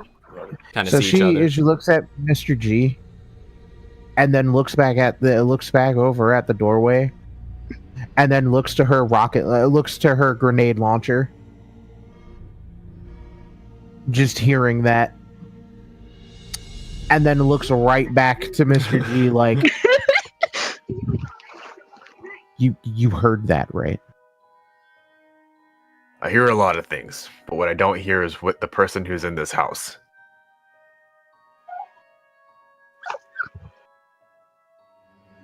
She just takes she just exhales. Okay. We'll get to that when we get to that. I'll say, if you guys want, I'm you could make, like, during this, like, little downtime, just make a little investigation check just to see what you get on a kind of cursory glance around this place. I was gonna say I'm gonna move on into any of the other rooms. Okay. So, quietly. 14. All right.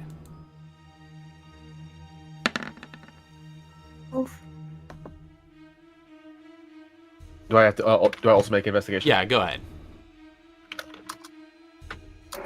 Question real quick while he's. Is Scott still there? Yeah, you still see him just sort of standing in the doorway.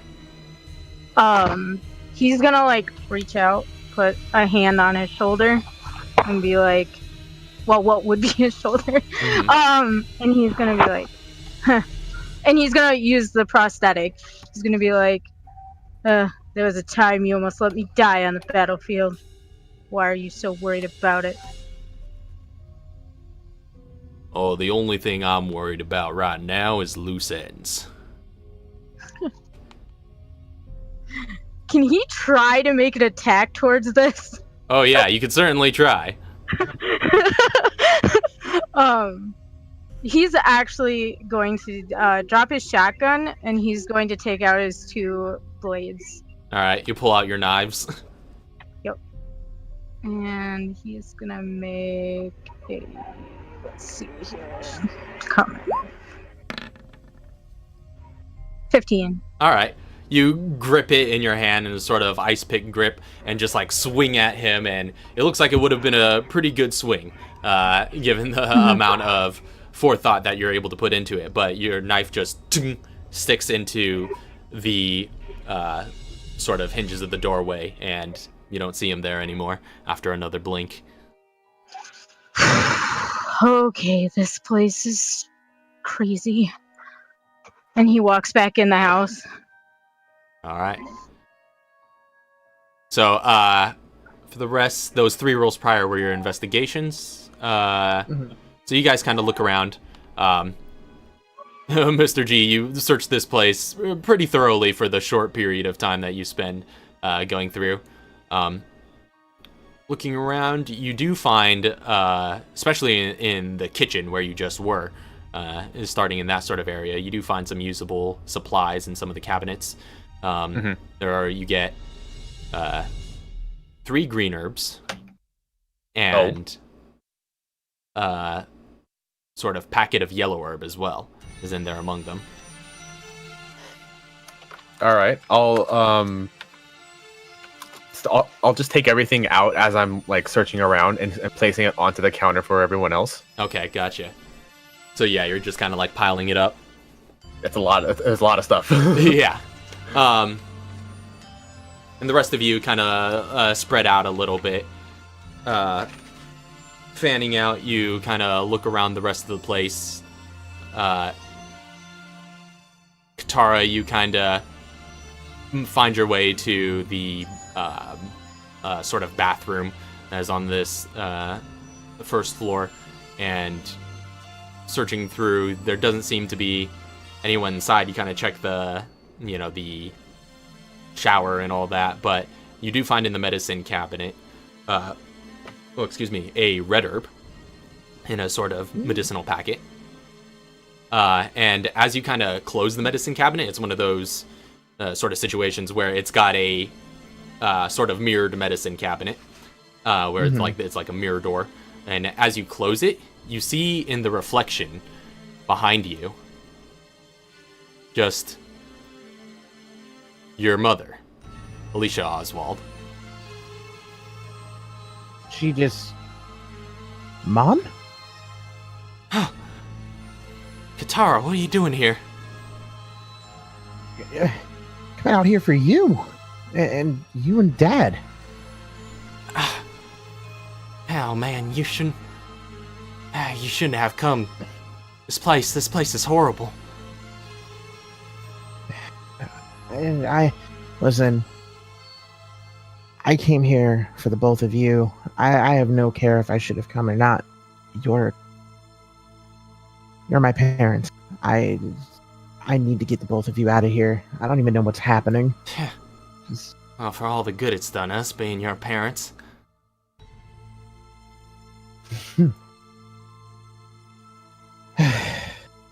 Well, where's Dad? I don't know if Dad's still around. You've done this. You've done this to us. This is all your fault, Katara. My fault. Yeah. What's happened to us here? This is all because of you. And you see, like, as she's talking, like, these, like, sort of dark veins just crawling up her face. She's just like, I'm ashamed of you. This is all your fault. And as she, like, says those final words, her mouth just, like, stretches wide open and these sort of, like, sharp teeth kind of coming out of them. And she, like, closes in on you, and you flinch away. And by the time you do, you don't see anyone else here with you in the bathroom. Where did I just come back to? She's like... She sees that, and she's just like... What was that? So while all that was happening before, Nuri is, like, writing more stuff down in her notebook. Okay. You're kind of making, little notes down in your notebook as you're walking along and looking around, getting to your investigation. Nuria, you kind of go down one of the back halls. You are kind of taking a look around as well, seeing what resources you can scavenge. This back hall has some interesting decor. You find see sort of a painting along the wall that looks to... It's a rather grim sort of portrait that's just hung up there. It just depicts a man holding a long kind of pointed hook with a sort of chain attached to the end. And just like, again, it's very dark, very grim sort of portrait. Very kind of sort of morose looking, very muted colors. Oh. And it looks like the kind of thing that is... What? Sorry, would observation apply to her looking around the house? Oh, yeah, I think, does observation apply to investigation as well as perception? Oh, no, wait, never mind. Okay. Well, in any event, you, It's just perception. Yeah, you kind of fix your eyes on this portrait for a moment, and it's just like, it's definitely the kind of thing that you're like, the more you look at it, the weirder and more grotesque it kind of looks. But as you're staring at it for a moment, you see just like a hand that resembles the one in the painting just reach out of the painting with the hook and takes a swipe at you. Immediately, she like backs up immediately, like. All right, first it gets an attack. I'll say this was a bit of a surprise, so with advantage, but 22 to hit. That hits. So this hook kind of just like sinks into your shoulder, and there's like this kind of smoke emanating off of the arm and off of the blade itself. You take... Jeez! What? Really? 23 points of slashing and necrotic damage. And So glad I got that level up. Did anybody see that happen, or is that for her? Did we hear that? if Nuria makes a sound, they would definitely hear that. She Well, 'cause definitely she's- made a sound. How separate is the kitchen from the from where she is? Like, would I have seen that's this just sort happen? of around the corner. So Okay, so I wouldn't have any line of sight. yeah, probably wouldn't have seen it, but yeah, you all definitely would have heard. And Katara, you hear that like kind of just outside the bathroom, which is nearby. I was also Yeah, going no, to say. she runs out. I was also going to say, did anybody hear any of Katara's conversation, or is that too far away? I'll say Nuria was probably closest, and also given Nuria's passive perception, she probably would have heard Katara's saying Like a few speaking. words, but kind of like muffled on the other side. Okay. What were those words? Oh. So she saw her mom in the mirror and turned around and was like, "Mom?" And And then it went yeah, south. But yep. you guys have heard this commotion in the hallway. Yeah, no, she runs out. All right. As you kind of run out and catch a glimpse, you do see this hand coming out of the portrait and just like sticking its hook in her, and she screams and she backs away, and you see like the rest of a body just emerge from the portrait. Just like this very ordinary kind of looking man in sort of dark shambled clothes with this hook in one hand and this kind of chain dragging from it. And he is just emanating like this kind of like black smoke around him. I'm going to need everyone to roll for initiative. Okay.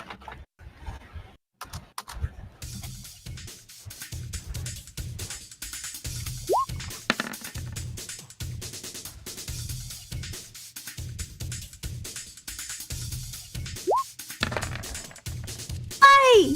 Why do I get that? Because you need to move. You need it. You need it. You need to move. All right. Move, Nuria. Get out. Oh, snap. Why the two wasted nat 20s on initiative? I'm getting like low rolls all night, and then I get a nat 20 with initiative. So, going across here, sounding off for initiative. These are all pretty high. Yeah. So, G is 20. No, that's not me. 17. 17.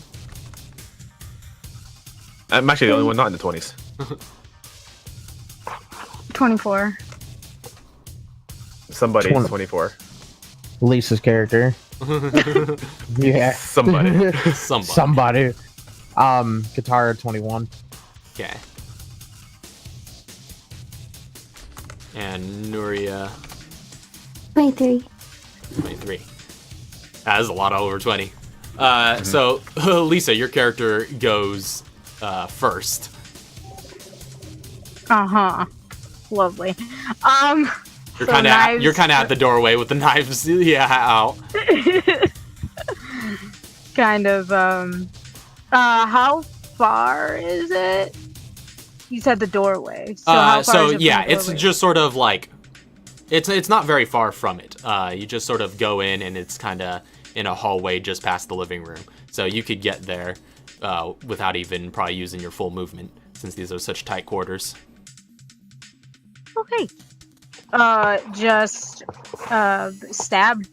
All right, so you run around. As soon as you round the corner into that hallway, you see this sort of ghostly figure stepping out of the portrait, and you see Nuria just looking like she's been a little hurt, standing there in front of it. Little, but she's in caution. No, yeah, she's been quite Oh hard. man. Okay. Yeah, he's just gonna go ahead and do his attack. So combat attack 23. 23 hits. Okay. 6. 6. Oop. Can you do that? Alright. And then he also has another attack. Yep. So, So first off, as you oh, hold on. Yeah. Oh okay. yeah, go ahead. no. But as you slash it, across it with the knife, you kind of like cut through it, and it's got almost like this kind of cloudy, gaseous, almost non-corporeal kind of form, and it just like it does cut across. It does seem to harm it, but it's not as much as you would have expected. Okay.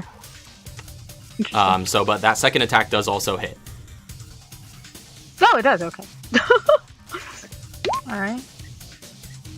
6. All right. That's all right. Off to every little Great bit start. counts. So yeah, you just like come at it and just like just cut across it a couple of times with your knives, and dealing again not as severe a damage as you would have expected. And plus, you're all still kind of disoriented, so clearly not up to your own standards as well. Absolutely. Now you've got 2 knives, right? What's that? You have 2 knives, right? Yeah, 2. Okay, Yep. yeah. So you can make Make an an offhand offhand. attack, yeah.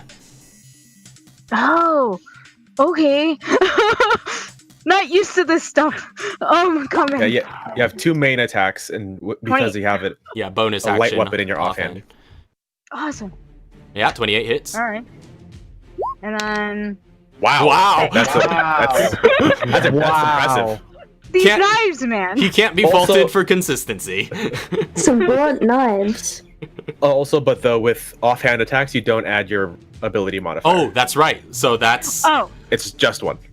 that's okay. right. So well, that's fine then.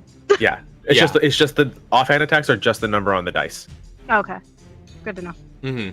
and any modifiers the weapon itself has. Okay, actually. then it so would the be a- weapon. That's true. So it'd be 2. Yeah. So she would have It'd be still 2. done 1 point of damage there as she slashes across it with her offhand attack, doing this like sudden flurry of blade attacks that just kind of like pass through its form. But it's strange. Like each time you cut through it, again, it, for the most part, just kind of passes through its kind of gaseous form. But it does, like, the imagery seems to resemble it taking damage, as there's kind of like splatters of blood in addition to like puffs of smoke. And I'm assuming I've never seen anything like this in my years of killing. No, never anything like this. I don't think anybody has seen anything like this ever. Ever. All right. Okay. How many feet would it have taken me to get there? About, I would say, 20, 25 feet. Okay. Then he's gonna stay where he is. All right, staying put. Next up is going to be Nuria. Is Nuria right next to him, or is she 5 feet next to him? Yeah, you would be or is considered she- adjacent to it. So I can't back away, because then that's attack of opportunity. You can disengage if you need to. Yeah, that's right. Yeah, it's an action to disengage if you don't want to take an opportunity attack but want to move. It costs your action, but you can get away for this turn. And there's a big guy, right? That's got your back. Yeah. I know.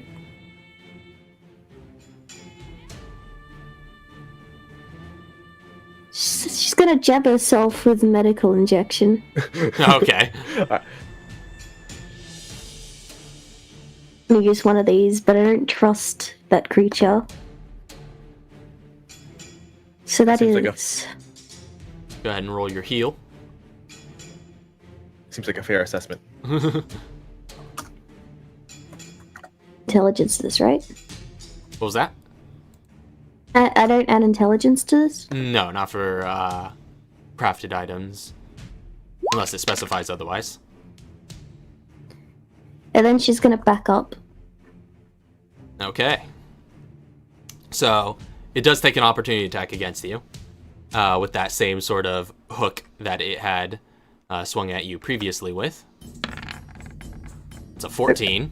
So yeah, that misses as it's just like, and you see it's got like this, its hand is just sort of like out there, kind of fixed. It doesn't have a whole lot of gross movements. It's almost just like swinging this arm around with this hook at the end.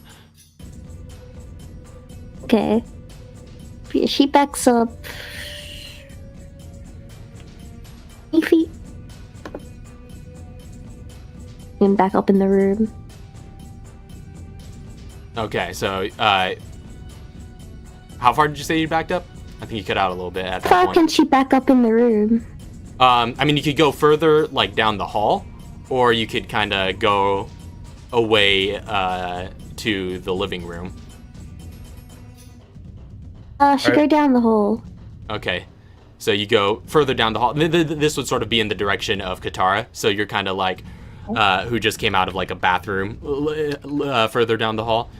So you go down that way. Okay.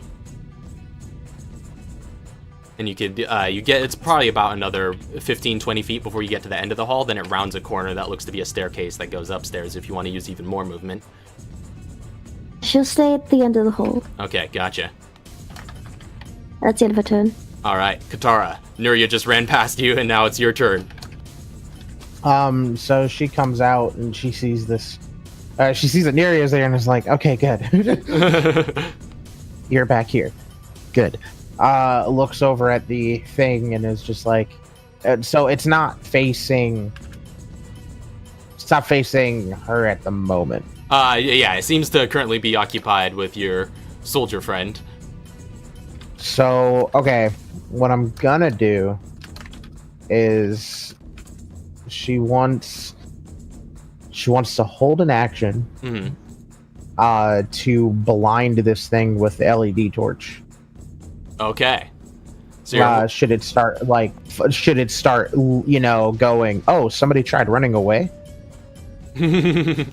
all right. So you're holding an action for what would the specific trigger be that would cause you to take this action? The moment it starts turning around, coming down the hallway towards them. Okay, gotcha. So as soon as it looks like it's aggroed on you guys, you're gonna take the attack action. Yep, and then just blind. All right. If she can. Cool. So you're holding your action. You're just staying put. Yep. All right, Mr. G. You're up next. She'll. Oh. Well, like she'll be in front of Neria. Gotcha. So that way, yeah, keeping yourself interposed. Yeah. All right. So, Mr. G. All right, so this thing, I didn't see it come out of a painting, right? You did not see that part. I'm going to attack. Am I hidden at all? I think you stealthed coming into the building, but I think it's kind of been broken since then with the amount of activity that's been going on. So you'd have to hide again. Okay, bonus action hide.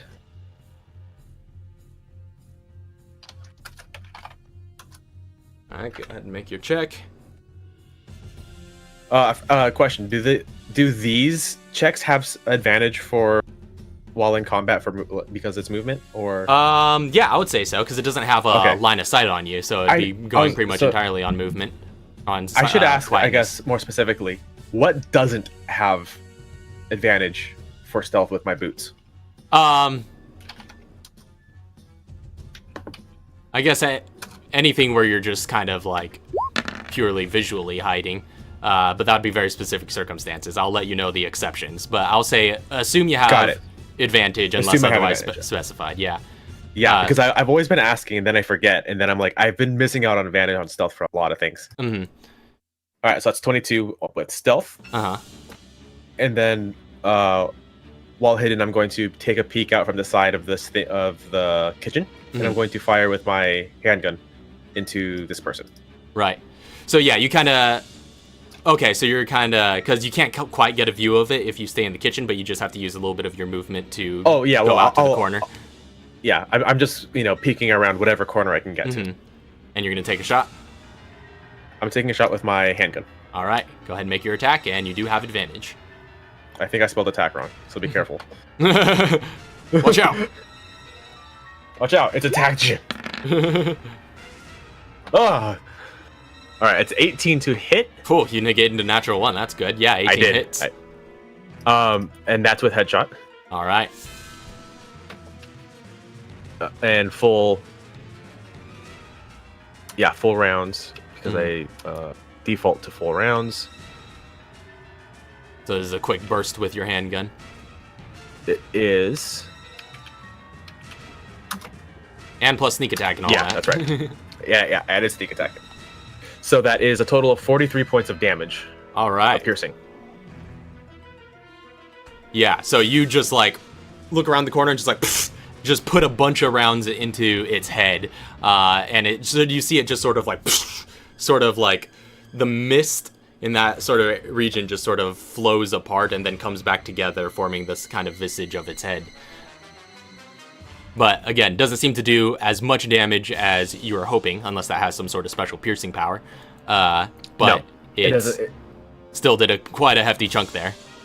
I'm after firing and breaking cover, I'm just gonna be like, where the hell did this guy come from?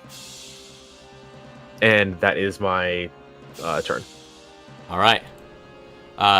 So next up, this creature is going to take its turn, and it's going to swing down with its hook towards Lisa's character. That's gonna be a 23 to hit. Yeah, definitely. Which hits you for 13 points of slashing and necrotic damage. All right. As it hits you with this blade. And then after like slashing across you, it's going to kind of turn back and kind of seeing its original victim escape down the hall is going to start heading in that direction. So Lisa, you do get an attack of opportunity, and Katara, you do get to take your held action. Yeah, or she just flashes it on its face. All right. Okay, and that's only A melee attack. what do you call it? Melee. Yeah, sorry. So I think Katara, you need to make a So attack knives are roll. fine. With Or the knives LED, I don't. Oh, I guess. Yeah, it should just be your just a regular ranged attack roll, and you're proficient, I think, because scientists are proficient. So let me. 23, just. Yep, that hits. So you just like take aim with it, and you see it kind of raise its hand up to kind of block, but after a moment, it just kind of gets through, and just like the light just seems to burn away at its sort of retina area. So I think on the hit, it's a little bit of damage. It's like one flash. Okay, plus your mobility modifier, since it's a ranged attack. Oh yeah, then so 4 flash. Okay. And it's just like, and it kind of like shakes a little bit as it kind of reacts from this. So that it seems to do a good little chunk. It does not seem to be resistant to that, but it has to make a Constitution saving throw. Yes. Which it rolls high and gets a 20. Yeah, so yeah, that's fine. But you do have an extra attack. So I guess you could try that again, or you could, if it gets close, you can make a different kind of attack, I suppose. 12 still hits. Yep. So that's another 4 flash. All right. And another con save. Which it fails. And it fails. So this thing, I believe, is blinded and stunned. Yep. So yeah, it starts making its way down the hall, but you just like turn the flashlight onto its highest setting and then just like blare it at it. And you see just like steam beginning to like billow off of its sort of shadowy form. It does not seem to like this light coming at it. And it is blinded and stunned and doesn't get to take the rest of its turn. So back up to the top of the round is going to be Lisa's character. Awesome. So I'm gonna go right ahead and use my bonus action to adrenaline rush. All right. Just real quick like. And then I'm going to... What happens if I try to grapple this thing? There's only one way to find out. I'm going to try to grapple You will it. automatically succeed if it's stunned because it fails dex saves. Oh. Uh, Well, I'm or gonna try grappling it. let me it's not a see. save to. It's not a Yeah, save. it's not a actually. save, it's a check. It's contested, but it can't Um, contest if it's stunned. Yeah, that is true because it is incapacitated. Well, actually, you would. So you do try, but as you do, like your hands just kind of like pass through and can't seem to get a solid grip. This creature is immune to the grappled condition. Interesting. But Does that cost an action? that costs grapples cost an attack, so you still have one more attack. But you learn something. Yes. So he's gonna yell out, "Don't try to grab it. You can't." She just she shouts out, "This thing hates light." Interesting. And he's gonna look around for something like light, like a lamp or anything, just to like shine light in the direction. Okay. Looking around, I mean, they're in your immediate area. I mean, there are like kind of light bulbs on the ceiling that seem like they would illuminate this hallway. Okay. And How far do What? I have to go to find them? Make a perception check. Cool. Let's see. Perception. 60. Yeah, the light switch. Looking around for a switch, you see a switch right next to you. And I'll say you could flick that on as a free action and get that light on. Flicking light. All right. You flick the light and it's just like shines overhead and gets a little bit of more illumination in this hallway. And now you see its form a little bit more clearly. But again, it's a very kind of simple sort of creature, just a very plain looking man, but kind of, just giving off this sort of black smoke that it's wreathed in. But it is still kind of like writhing after being blinded by the flashlight. He looks like just a guy with a hook. Essentially, it's just the guy with a hook. Hook man. Nothing special about it. Yeah, he doesn't really Other than seem smoke. to. Yeah, exactly. Does Besides the smoke, the- he looks pretty normal. So, does it look like with the light on in the hallway or anything like that, like its form isn't as smoky? The light on in the hallway doesn't seem to make too great of a difference. Okay. So it seems like only the really high-powered concentrated light seem to have much of an effect, but just regular light isn't really doing much. Okay. But you got another attack okay. still if you want to Okay. use it. Yeah, he's going to stab it with his combat knife.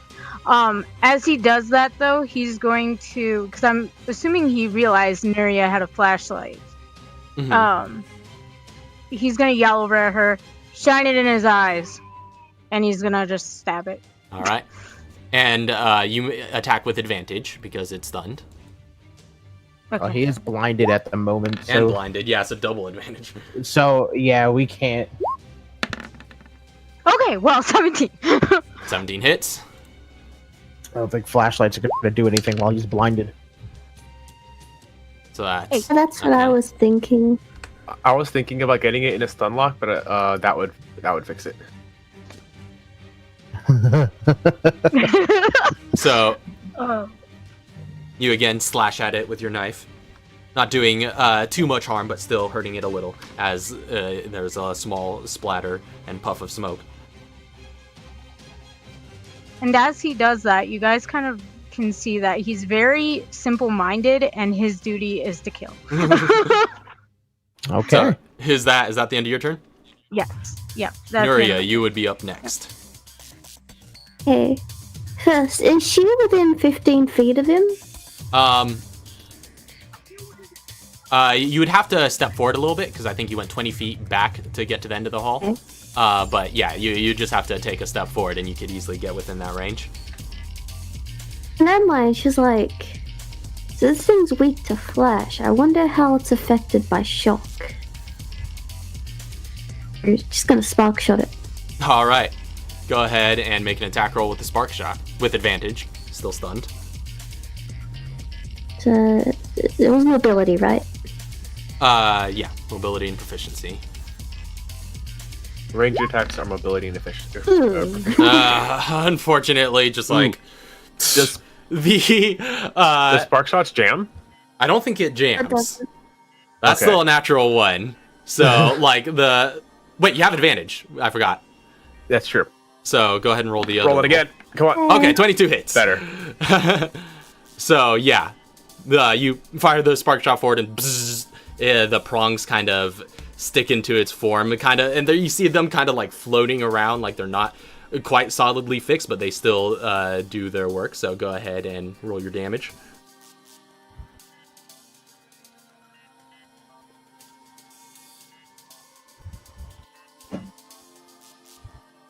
What's the macro setup? Is that plus your mobility modifier? Oh, do you have mobility to that? Yeah. 'cause it's a That would be 10 then. ranged attack. Okay, so another 3 on top of that, so 10. Yeah, so you as you fire the shot from the spark shot, it's like bzzz, it starts electrocuting its form, and you see electricity traveling all up and down throughout its body. It seems to be quite effective. Hey, Hey, yeah. end of a turn. All right, so next up is Katara. Do the hooks stay grappled? Because I know grappling before didn't work. Technically, there's no like mechanical reason why they would be ungrappled, so I would say it still sticks. What was the criteria? I'm trying to remember for if you establish a connection. Connects tile or connected. CR1 or lower targets. Well, that's just for having their speed reduced to 0.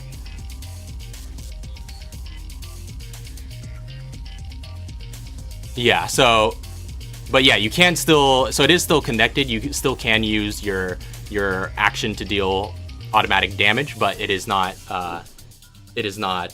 stunned by this. But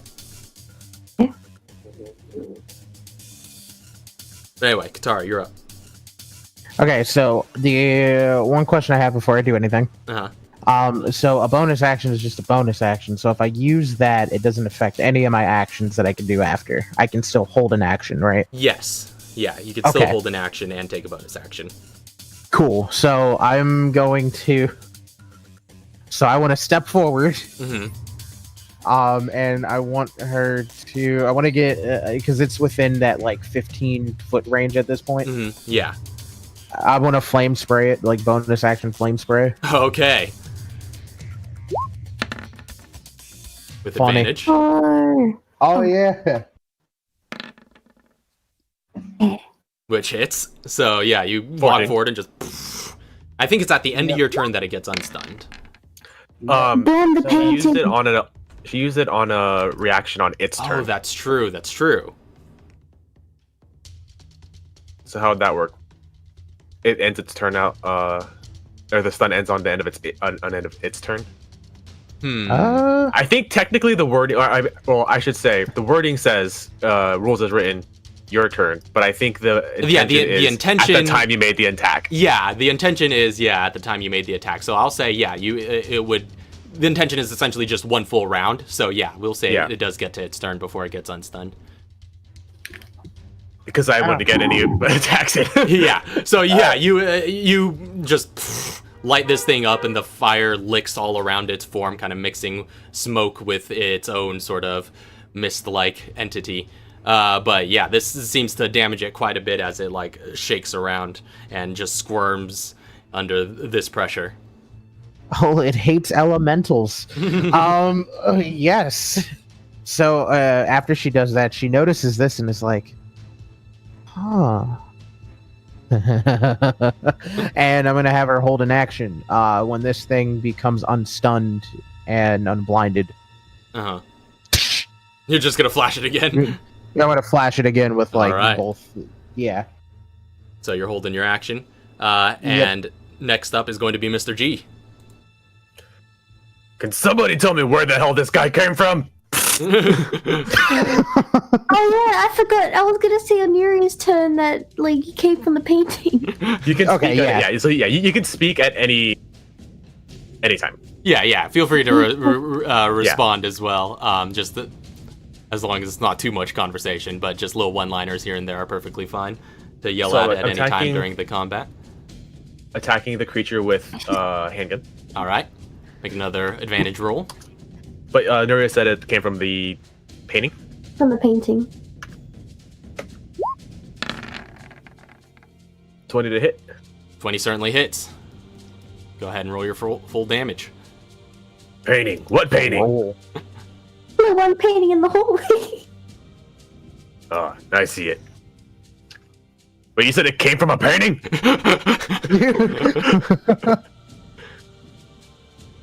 I have a I told myself to do this at the beginning of my turn. I couldn't do it on my first round because I had to bonus action hide, but could I spot at the beginning of my turn? Sure, I'll allow it. Yeah.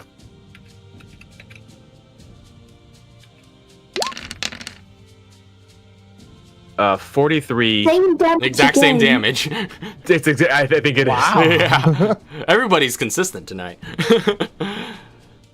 Let's hope not, because that means one's all night for, That's true. for Knives McGee over there. Knives McGee.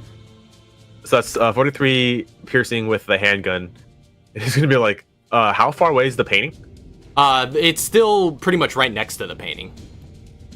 So about say can I get another there? 15 feet from you. I'm just gonna come up and I'm just gonna like see that it's not moving. I'm just gonna like take the sword and slash the painting in half. Okay, I'll say that would require an attack with the sword, which you don't quite have right now. So I have an offhand attack. Oh no, that's a bonus It has- action, right? it has to A, that is a bonus action, and B, it has to be with a light Sure. weapon. And I don't think that katana Is is the light. I was under the impression. Oh nope, you're right. It's finesse. For some reason, I thought that was light. I read finesse. I was like, okay, I can use it as an offhand. No, yeah. Okay. Right. So technically speaking, if I wanted to do that, I'd have to main hand a katana and then offhand handgun. No, Got because it. I think both attacks have to be with light weapons for you to use No, I two-weapon thought fighting. that. Oh my gosh, the handgun isn't light either. Okay. Oh, snap. So Wait, you said so both weapons have to be light. It's not just make an attack with a light weapon. no, I think both weapons do have to be light. I'm pretty sure, but we'll have to double check that later. But Yeah. Okay. Because if that's the case, I think because I have used the handgun and the combat knife together before. Because the combat knife is light, Mhm. but my handgun is not. you sure the handgun's not light? Which one is that? H and K VP7? HKVP. Yeah. No, that's light. Is it? I haven't. It says it on I the. didn't write that down. Okay. Yeah, So I yeah. Okay. just That's checked fine. its card real quick. It is light. Okay. So I can't attack offhand with a katana. Not with the katana. Yeah. With a katana in hand. Okay. All right. So then having the katana out is just for fanciness Yeah. then. It also allows you to have the option to use that for your primary attack if you so choose. But I can also draw it as a free action. That's true. All right. That'll be my turn. Okay. So are you I'm- ending close by to it, or do you not run up if you? I'm can't not. attack? If I can't make the attack, I'm going to stick in my corner. All right. you run back around the corner and stay there. So next up, this creature is going to. You see it kind of just like almost sort of like blink for a sec, like it just kind of disappears and then reapparates just like really quick. And as it does, it seems like to have completely righted itself and is no longer stunned. And then you just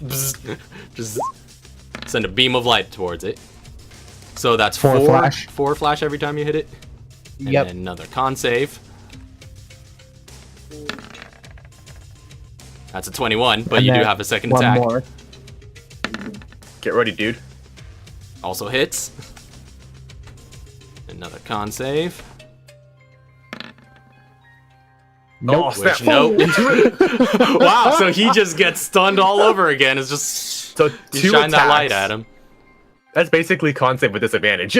Basically, yeah. If they both hit. If you could hit both of them. But both no, hit, yeah, yeah. he's blinded and stunned again and isn't That's getting awesome. any closer to you. I feel like in his mind is just. So that's the end of its turn. So the rest of you get the rest of the round. So back up to, I mean, Lisa, your character gets to go first. Alrighty. Yep. He's just gonna make his. Well, I guess it's 3 because it's an offhand as well. So he's gonna make his 2 attacks with his combat knife. Yep. And then So- his offhand. Yeah, so if you're going to do offhand, go ahead and make 3 attacks, and all 3 have advantage. 18. Oh, advantage. Okay. Oh, wow. So first one's a natural 20. That's a crit. All right. So double up the dice. Hold on. And then 14. All right. Also hits. And then 18. Yep, all 3 hit, and the first one's a crit. All right. So. All right. I'm gonna roll the other ones first. 7, 11, and then 2d6.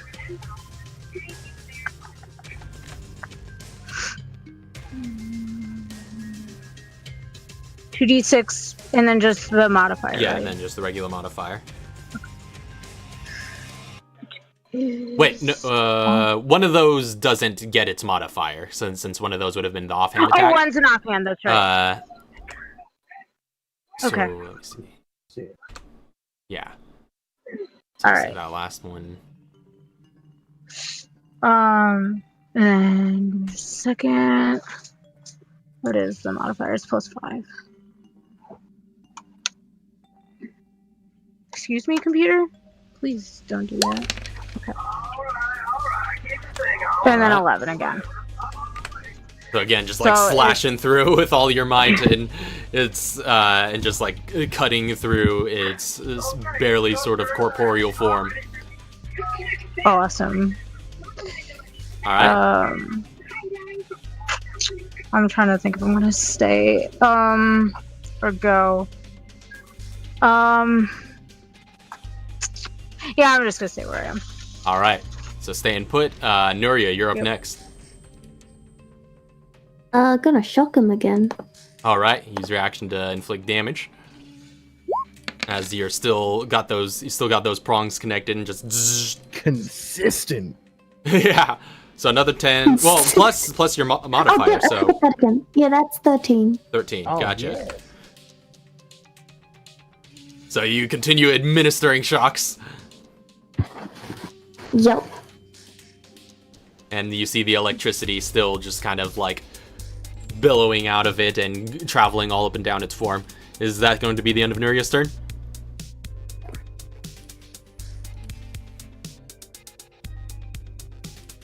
Said yep. Oh, I don't know okay. if it- Yeah, Yeah. I didn't hear it, but thank you, Katara. You're up next. Bonus action flame spray. All right. I mean it. Okay, just in case. Yeah. Always good to roll that advantage. So that hits. 19 points of flame. All right, so you can light this thing up. You see just like lots of just smoke and mist start to billow off of it in just large amounts. You see it kind of shrink a little bit from the flames. And at this point, it's kind of almost like lit. You know, like almost like a person would be lit. You can kind of see the flames wreathing around it and sticking to it. And it seems to be losing quite a bit of its mass here. It's looking quite hurt. All right, and then I'm holding my action for the same thing. All right. Become unstunned. I'm gonna. So She's petty mode right now. then Mr. G's up next. I think you're muted. I'm going to use my action to attack the painting with the katana. All right, go ahead and make an attack roll with the katana. My first attack with the katana, and I'm hitting a painting. I test out the blade. Yeah. Oh yeah. Against the wall. Yeah, that's a Yes. Take that wall. It works. Does the painting? Do I have advantage on attacking the painting? No. You hit the painting, it just works. 14. All right. So you carve across the painting and just send a slash diagonally right across the middle. It does not seem to have any effect. Okay, I'm going to use my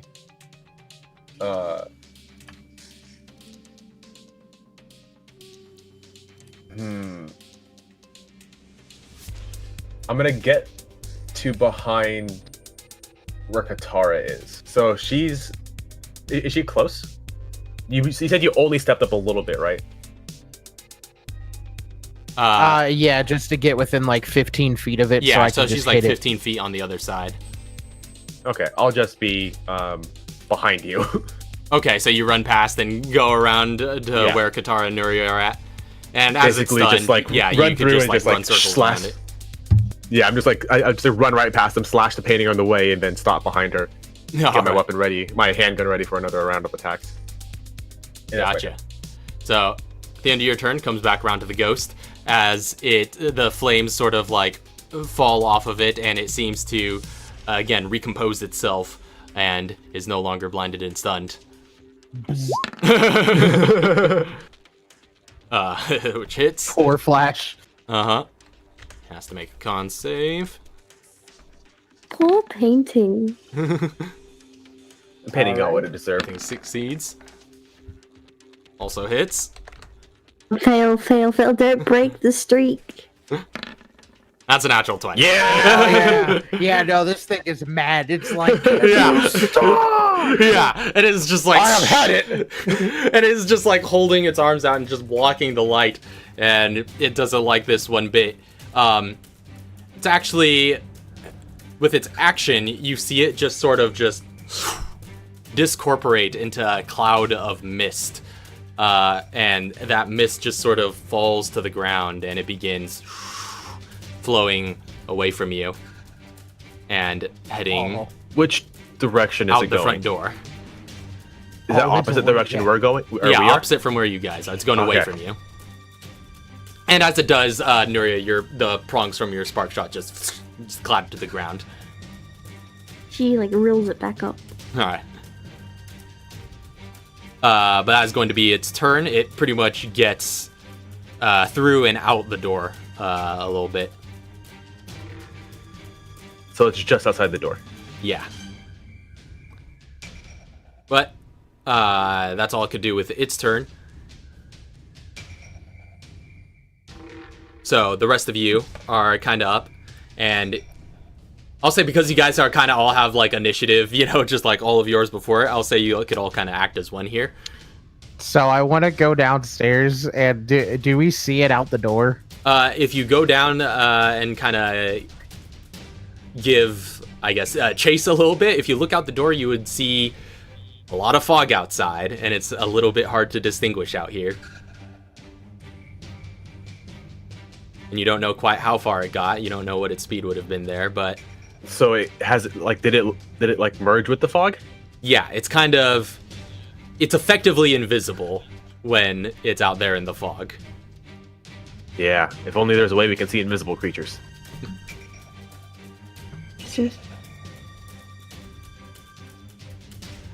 I'm gonna use a charge. Oh, okay. So Nuria, Katara gives like with her immense speed, probably gives chase and gets out there the first, and notices that she can't see it, and then Nuria just comes around. It's gone.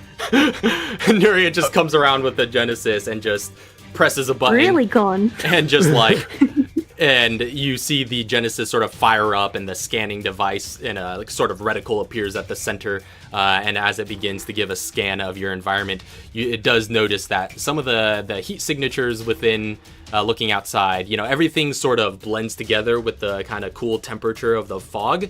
But there is like sort of warm portions of the fog that you kind of point out to the others. Like, Yeah, she's pointing them out.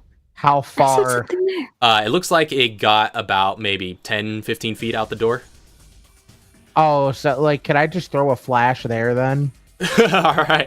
So you throw down a flash grenade. Yeah. So it needs to make another con save. Full utility Katara, or this combat. Yeah. I think she's used all of her actions to like do utility. So that's 17. What's your tool save DC? Tool save DC. It just beat it. Okay, so Um, unfortunately, and it I'm does not tossing get. the Stop. next one. Okay.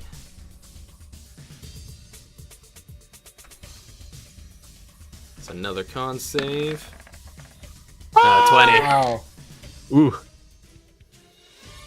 So I mean, that's fine. yeah. So it has that as well. So just like you, and Nuria, you kind of see through the view of the Genesis that you see the kind of the warmer cloud of mist begin to just like move and shrivel a bit as this flash hits it. It seems to still take harm from that, but it is continuing on its way. Anybody else going to do anything before we run back around to its turn? So, how far, where are we in the house right now? So you Where guys are all is kind Suzuki of rather? congregated near the front door, and sort of kind of nearby to like the living room area. They just see where she tosses the flash Yeah. grenade.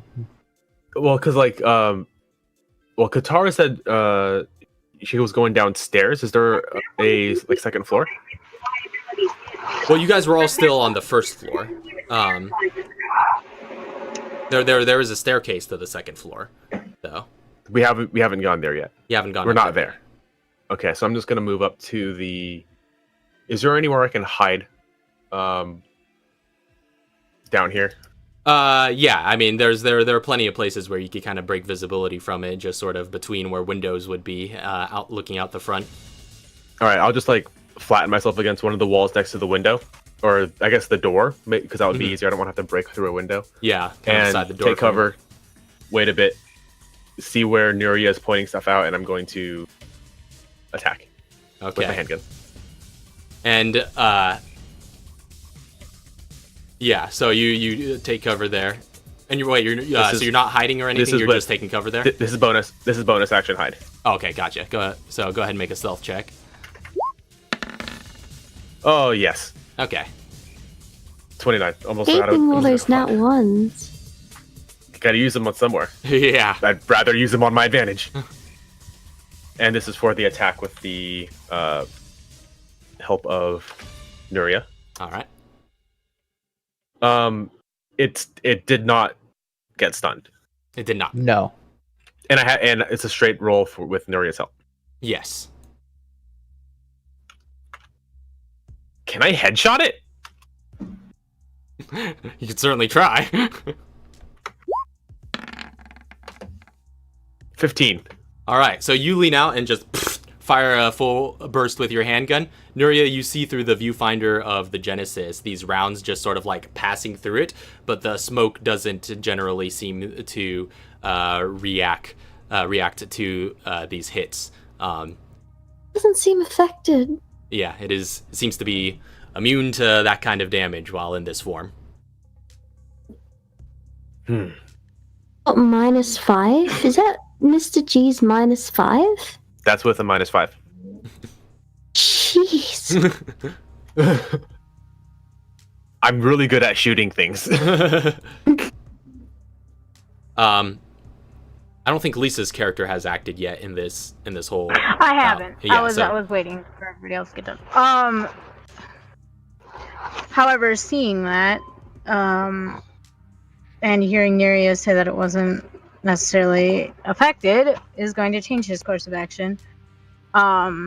He is going to holster his knives on his belt, Mhm. and pick up his shotgun, Okay. placing it back on his back. He's going to actually try ascending the stairs. Okay, so you start heading back and heading for the stairs. Mm-hmm. So, at the end of this, and Nuria, how long does that true sight last when you expend a charge? Minutes. Okay, so yeah, you've got plenty of time. But yeah, you see in the Genesis scanning port that this sort of off-colored cloud amidst all this mist make its way across the street after all of you have taken your attempts at it, and kind of disappears out of sight across behind one of the other houses. Yeah, it spends its whole turn doing that. So if you guys would like to give chase, you may. I think we have two different people for two different reasons who have advantage on finding this thing. Because I have it spotted, so I can track the mist.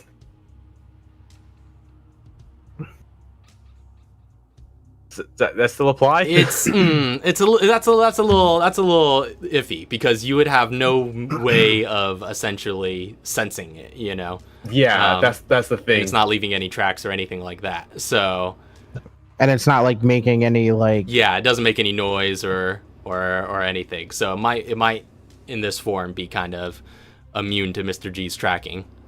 So it even eludes me then with the blind sight.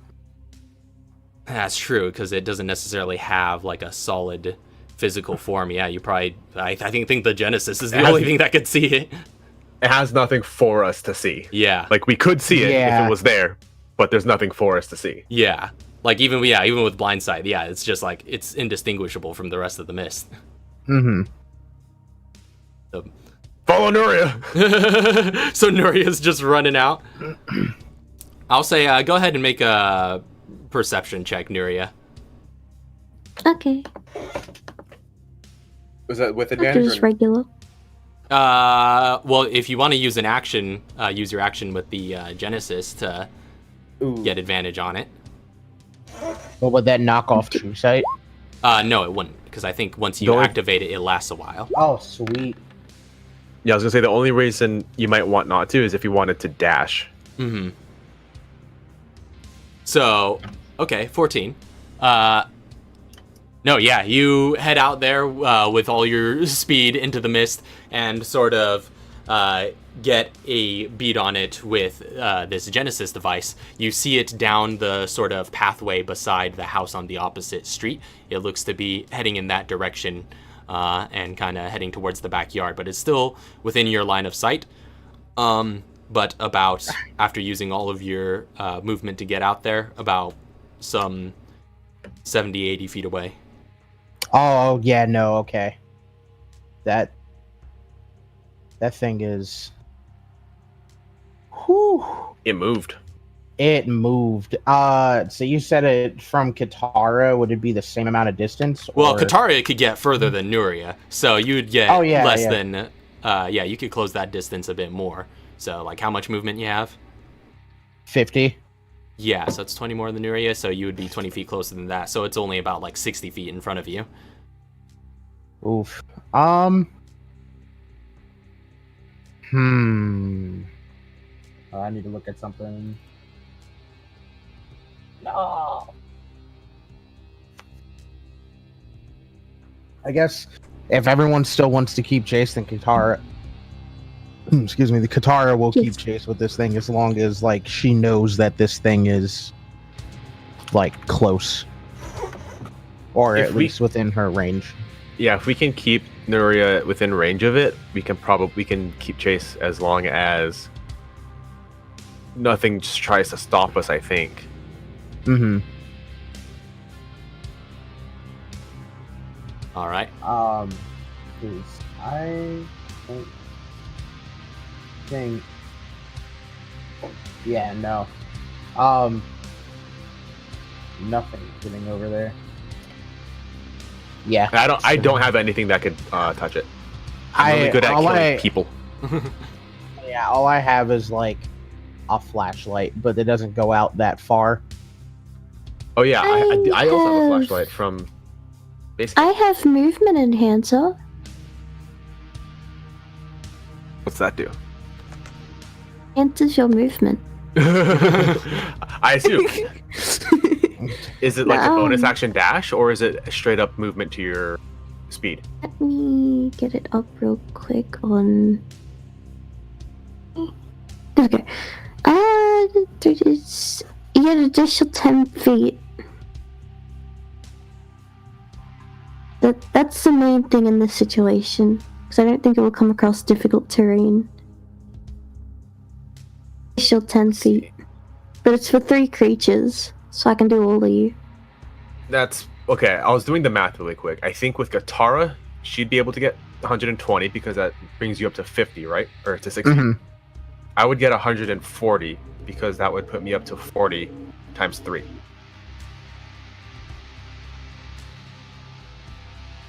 Wait, no, that's still 120. No, I'm really bad at math. So we both get 120. Okay. I mean, I would rather like Neria use it so that way she could keep up with this thing. Yeah, no, I can. Oh no, because it hits 3 people. Oh, it does. Okay. Yeah, so all 3 of you could get it. So like, I'm gonna- yeah, like me and you, and then So I Jin could would just- be lagging behind. So I mean, could not just that Mr. action G could dash- do much.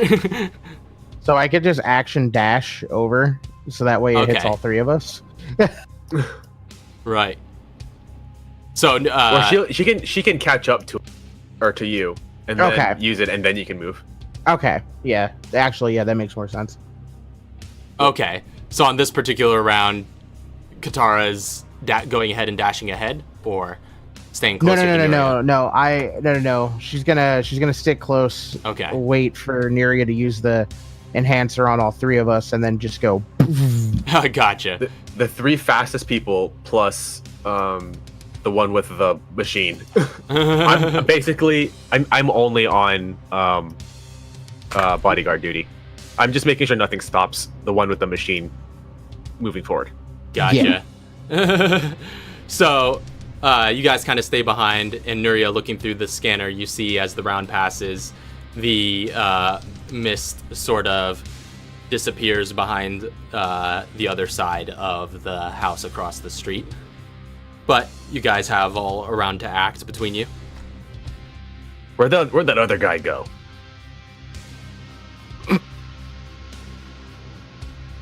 I don't care. I'm gonna go after this thing.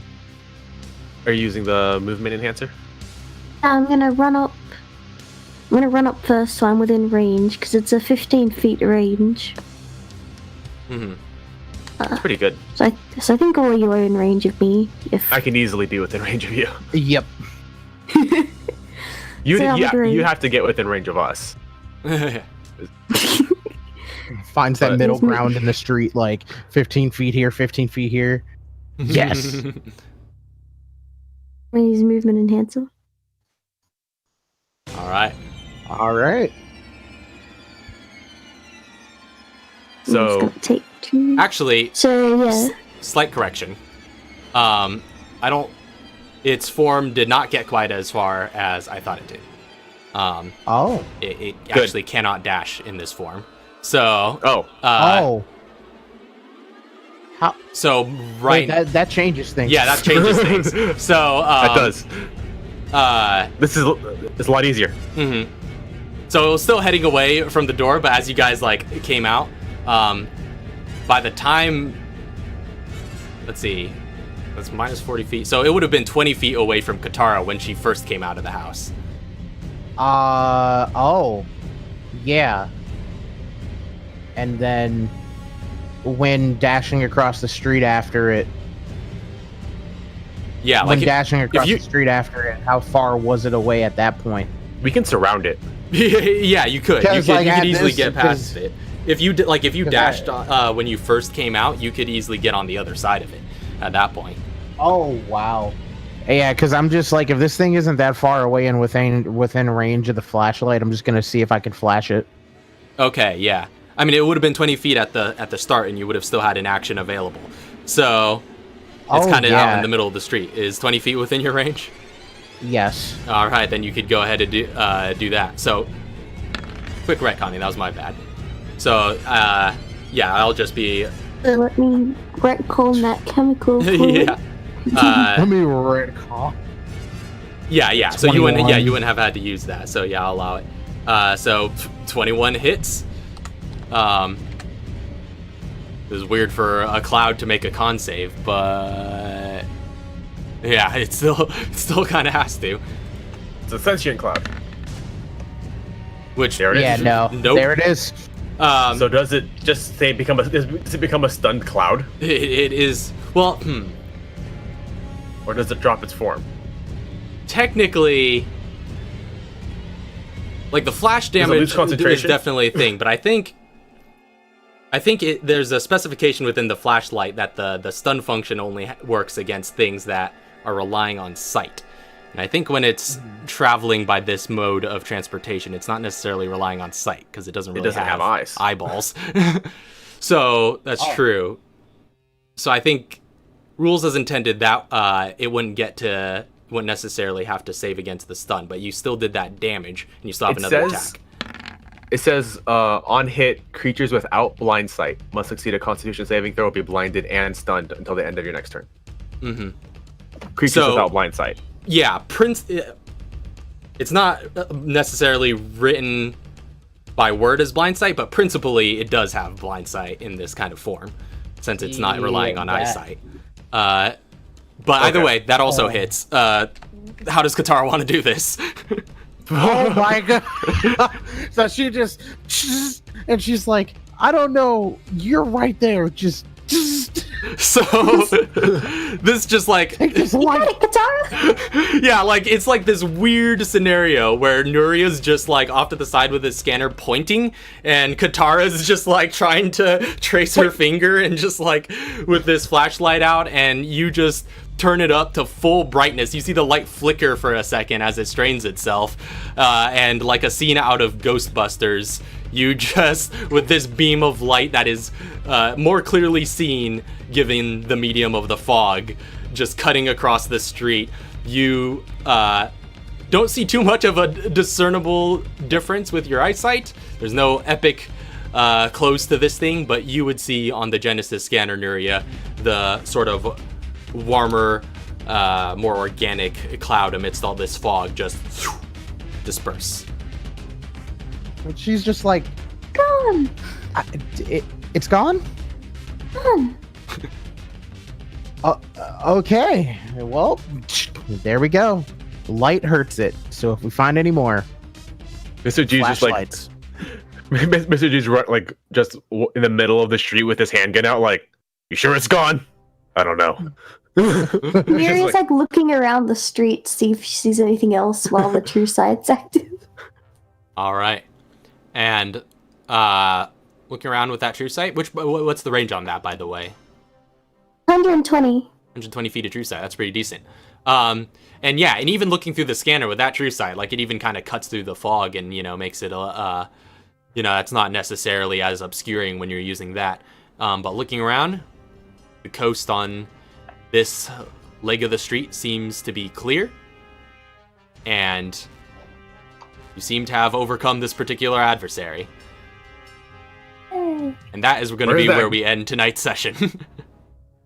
Where is that guy with the arm? And we'll catch back up with him next time as well. So, that's where we're going to bring it to a close for tonight. That was certainly unique. Katara discovered flashlight. The Katara discovered flashlight, which I think you're using like a weak sauce flashlight right now too, yeah, like a that's common one. That's just a straight up one flash. Yeah. But Oh man. I mean that proved handy. Which to be clear, if it wasn't already, yeah, it's not taking like extraordinary damage from the flashlight. It just doesn't have resistance. Is essentially the mechanical version. But yeah, it does seem to have resistance to physical attacks. yeah, so this What you thing discerned. is anything that's elemental. Rolled nat 20 on Miria when it attacked her. Miria would be dead. And it's necrotic, so she would have been double dead. Yeah. No, we would have gotten We have The- there's green herbs. 4 herbs in the That's true. You guys got kitchen. herbs this time. Yeah, so I'm gonna write that down because nobody picked it up. That it's sitting there in the kitchen. That's true. There was I need my 3 green herbs. I think Katara 3 found a green, red 1 herb. yellow. And yeah, Oh, yeah, you and then also there's green a yellow herb. 1 yellow, 1 red. you guys I got need a that. veritable rainbow going here. So, We just need blue. yeah, then you would have the full spectrum. All right. Well, in any event, thank you guys so much for watching. I see Troy and Doc were kind of chatting it up in the chat.